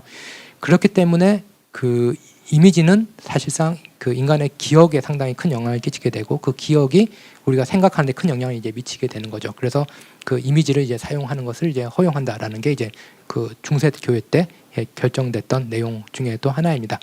그렇기 때문에 뭐 저는 실용적인 차원에서 말씀을 드리면은 그 우리는 계속 이미지에 노출되어 있기 때문에 가만히 있으면 나쁜 이미지에 많이 노출됩니다. 왜곡된 이미지 뭐 이런 것들이 많이 노출됐기 때문에 차라리 좋은 이미지를 먼저 저희가 접하는 것이 그 이후의 이미지들을 소화하는 데 아주 중요한 해석의 바탕이 되기 때문에요. 그래서 저 이미지를 저는 개인적으로 활용하는 걸 좋아하기도 하고요. 그 요즘에 혹시 그거 아시나요? 그 AI가 그림 그려주는 거. 네, 그래서 제가 그 챗GPT한테 3일째 강의안 만들어 달라고 그러면서 또 그 그림 만들어준 AI한테 삼일체 그림 만들어줘라고 해서 쫙 받았거든요. 거의 공포 영화 수준입니다. 네, 거의 진짜 새치 이렇게 막 엮이고 막 그래가지고 이제 그래서 도저히 못 쓰겠다라고 해서 왔는데 그 말씀드렸듯이 어차피 이미지는 저희가 안 볼 수 있다고 안 볼 수 있는 게 아니기 때문에 오히려 좋은 이미지들을 선별해 보는 게 오히려 그 매체의 발전으로 이미지 과잉 시대에는 더 적절한 방법이 아닐까 저는 개인적으로 그렇게 생각을 하고 있습니다. 네, 간단한 건데 빙빙 돌려서 답변 드려서 죄송합니다. 네, 워낙 신학적으로 첨예한 내용이어가지고. 네. 한계나 그 이미지를 사용하면서 우리가 또 하나님과 예수님의 오해가 생길 수 있는 부분도 있잖아요. 그러니까 좀 어떤 그런 이미지를 사용해서 하나님에 대한 좋은 형상 그런 것을 만들어서 우리가 이해 범위를 넓힐 수 있지만 한편으로는 뭔가 이렇게 그릇된 생각을 줄 수 있는 위험성도 있지 않나요? 네, 감사합니다. 거기 이미지의 양측면이 있죠. 그래서 도움이 되는데 분명히 그 방해가 되는 요소가 있는데요. 그 거기에 대해서 제가 말씀을 드리면은 그 기본적으로 이제는 하나님을 언어로 이제 묘사를 하잖아요. 저희가 그리고 언어로 묘사하는 것에 더 그 신용을 줘왔죠. 신뢰를 둬왔죠. 그 성경이라든지 아니면 신학이라든지 설교라든지 그리고 이미지 사용하는 것에 대해서는 조금 이제는 상대적으로 덜 가치를 부여해 왔는데 초기 교회에서 논쟁은 뭐냐면은 하나님을 언어로 묘사할 수 있을까 자체가 더 문제가 됐습니다. 그래서 그 이미지 언어라고 더 하나님에 대한 오해가 나타나는 것이 아니라 언어도 불완전하고 이미지도 불완전하다라는 기본 전제에서 언어를 조금 더 나은 수단으로 삼았던 겁니다. 예. 그렇기 때문에 그 차원에서는 큰 차이가 없다라고도 큰 차이는 있겠지만 기본적인 전제는 언어도 잘못할 수 있다라는 걸 먼저 염두를 해두시면 좋을 것 같고요. 그래서 이 언어가 계속해서 하나님에 대한 오해를 만들어내기 때문에 제가 처음에 보여드렸던 것 중에 하나가 뭐냐면은 그 블라디미르 로스키라는 신학자 말떠는 삼위일체로는 인간 이성의 십자가다라는 것, 부정의 방법을 통해 가지고 인간의 언어의 부족함도 계속해서 수정하듯이 이미지가 하나 고정이 되어 있기 때문에 그게 똑같을 것 같지만 이미지도 계속해서 수정을 하고 예를 들어서 하나님을 너무 이제 막 그 근육질로 만들거나 이런 것들은 이제 수정돼야죠. 네, 이제 그런 식으로 이미지도 계속 수정이 되고 해석도 수정이 될 필요가 있습니다. 그래서 그 두 개는 같은 위험성에 노출되어 있다라고 보셔도 될 것 같습니다. 네.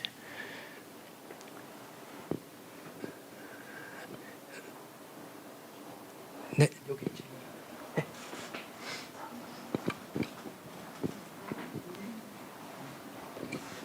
네, 그 삼위일체에 대한 질문이라고 하기 조금 애매할 수도 있는데 성령에 대한 어떤 이야기들이 좀 나와서 저도 이제 관련한 질문인데요. 그 성경에서 이제 보면 그 바울 서신에서 보면 이제 어떤 복음을 접한 사람들이 복음을 받아서 믿는데 성령은 아직 받지 못했다. 그래서 성령으로 세례를 나중에 주게 되는 이야기들이 있는데 그거에 대해서 좀 어떻게 이해해야 되는지가 항상 좀 궁금함이 이제 있었는데 관련해서도 혹시 좀 답하실 수 있는 부분이나 아니면 이제 삼위일체와 관련해서 그 부분을 또 이해할 수 있는 방식이 있을지에 대해서 질문을 좀 드리고 싶습니다. 네, 감사합니다. 그 부분은 이제 제가 잘 모르는 부분이기도 하고요. 학자들마다 조금씩 다른 의견을 제시를 하고는 있는데 그 아무튼 제일 중요한 것은 그 세례라는 것은 예수 그리스도 오기 전부터 있었던 예식이었다라는 것. 보면 세례 요한이 세례를 주고 있잖아요. 그리고 실질적으로 이제 세례라는 것은 유대교에서 시작되었던 어떤 의식이었고 이제 그게 이제는 그 기독교화가 된 게 이제 우리가 흔히 생각하는 그 세례이게 되고요. 그런 의미에서 세례 요한이 그 세례를 줬을 때는 그 뭐 그냥 전문적인 지식으로 안 들어가고 그냥 제 나름대로 생각을 답해드리면요. 세례 요한이 이제는 그 세례를 줬을 때는 그 회개의 세례였잖아요. 재심판에 대한 그런 세례였고, 그리고 예수 그리스도도 그 세례를 이제 받은 걸로 이제 되어 있는데 거기는 제가 볼 때는 분명히 이제 성령의 이름으로 세례는 안 주어졌을 거다라고 생각이 되고 있고 그런 의미에서 당시에 팔레스타인 곳곳에서 세례 의식들은 시행이 되고 있었을 것이고. 그것이 전체적으로 삼위일체 하나님의 이름으로 성부, 성자, 성령의 이름으로 되는 데는 어느 정도 이상의 시간이 걸렸을 거고 그런 의미에서 모든 세례가 다 성령의 세례는 아니었다라고도 이제는 혹은 이제는 그리스도 이름으로 세례도 아니었다라고는 염두를 할 수 있을 것 같습니다. 근데 아마 전문가들은 그 지역적인 상황 그런 것 좀 더 부각하지 않았을까 싶습니다. 우리 마지막으로 한 번 정도 더 저기 이거는 삼위일체에 대한 질문은 아니고요.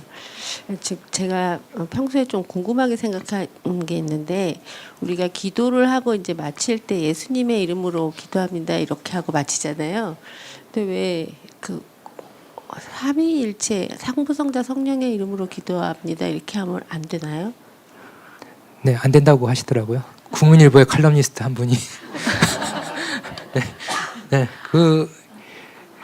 저도 이제 그게 궁금해가지고 여러 문헌들을 이제는 봤는데 보통 이 고대 교회라든지 아니면은 뭐 해외에서는 현대 그 목회자나 신학자들도 그냥 기도문 뒤에 예수님의 이름으로 안 붙이고 그냥 아멘이라고 많이를 하거든요.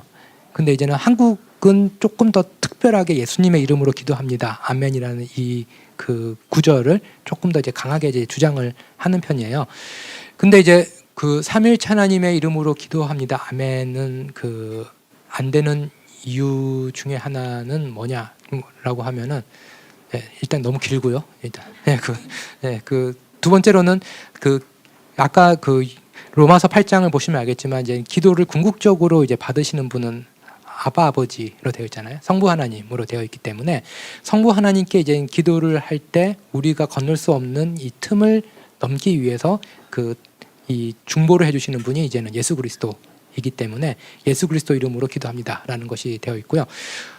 그 이게 왜 중요하냐, 신학에서 왜 중요해졌냐라고 하면은 그 영성 전공하시는 분한테 이게 왜 중요하냐 그랬더니 자기도 잘 모르겠다. 어느 순간부터 이 예수 이름으로 기도합니다 그렇게 하면 강력한 효력이 생겼고 이제 그런 것들에 대해서 정착이 된 것으로 일반적으로 알려져 있다라고 하는데 신학적으로는 역학이 조금 차이가 있거든요. 신학적으로 얘기할 때 뭐냐면은 우리가 하나님한테 기도를 할 때 우리가 하나님한테 하나님이 원하시는 기도를 드릴 수 있냐? 그건 아니잖아요. 기도가 여전히 불완전하고 그러잖아요. 그렇기 때문에 우리가 기도를 드릴 수 있는 중요한 이유 중에 하나는 뭐냐면은 그 하나님에게 우리의 기도를 대신 전달해 줄 수 있는 중보자가 필요하기 때문에 하나님께 기도를 드릴 수가 있는 거거든요. 그렇기 때문에 그 기도에 응답이 있을 수 있는 거고 그런 이유 때문에 우리의 기도를 들어서 하나님께 그 인간의 언어로 다른 말로 하면은 우리의 그러니까 인간의 언어로 얘기를 하고 있잖아요. 그 인간의 언어를 들어다가 하나님의 대화로 만들어주는 누군가 필요한 거죠. 그게 이제 예수 그리스도가 되게 됩니다. 그런 의미에서 예수 그리스도 이름으로 기도합니다. 아멘이라고 얘기를 하는 거고 그런 의미에서 불완전함에도 불구하고 기도를 할 수 있는 그 근거가 생기는 거죠. 그런 의미에서 그 예수 그리스도 이름으로 기도합니다. 아멘이라는 것이 성령 하나님의 이름으로 기도합니다. 뭐 이런 식으로 그 대체가 안 되고 있는 중요한 이유가 됩니다. 왜냐하면은 인류의 대표로서 예수 그리스도는 있지만 인류의 대표로서 성령이라는 표현은 성경에 등장을 하지 않거든요. 그래서 신학은 어떻게 보면 이미 주어진 언어를 가지고 이제는 저희가 그 언어의 의미를 찾아가는 데 조금 더 초점이 맞춰져 있다라고 생각을 하셔도 크게 틀리진 않은 것 같습니다.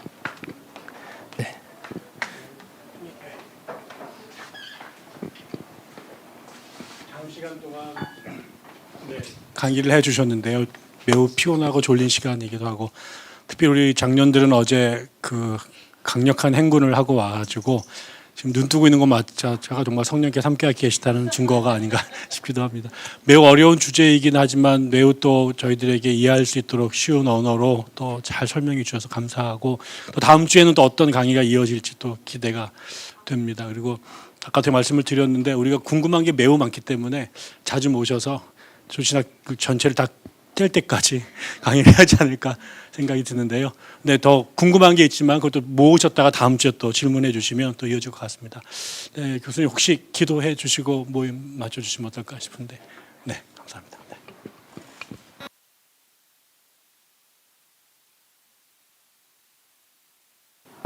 네, 기도하겠습니다. 참 좋으신 하나님, 이렇게 저희 한 공동체 안에서 주님을 찬양하고 예배드리고 오늘 이렇게 또 삼위일체 하나님 누구신지 생각해보는 시간을 가졌습니다. 하나님, 저희가 늘 부족하고 그리고 때로는 실수하면서 하나님을 알아가고 또 그리고 예수 그리스도 뒤를 따라가지만 늘 우리 뒤에서 우리 앞에서 그리고 우리와 함께 계시는 하나님 계시기에 저희가 이렇게 그리스도인으로서 살아갈 수 있음을 감사하게 생각하고 그리고 우리가 언제나 하나님의 뜻이 향하는 곳에 또 우리의 마음이 향할 수 있도록 또 하나님께서 우리를 또 새로운 방법으로 이끌어 주실 것을 믿고 오늘 이 자리를 마치고자 합니다.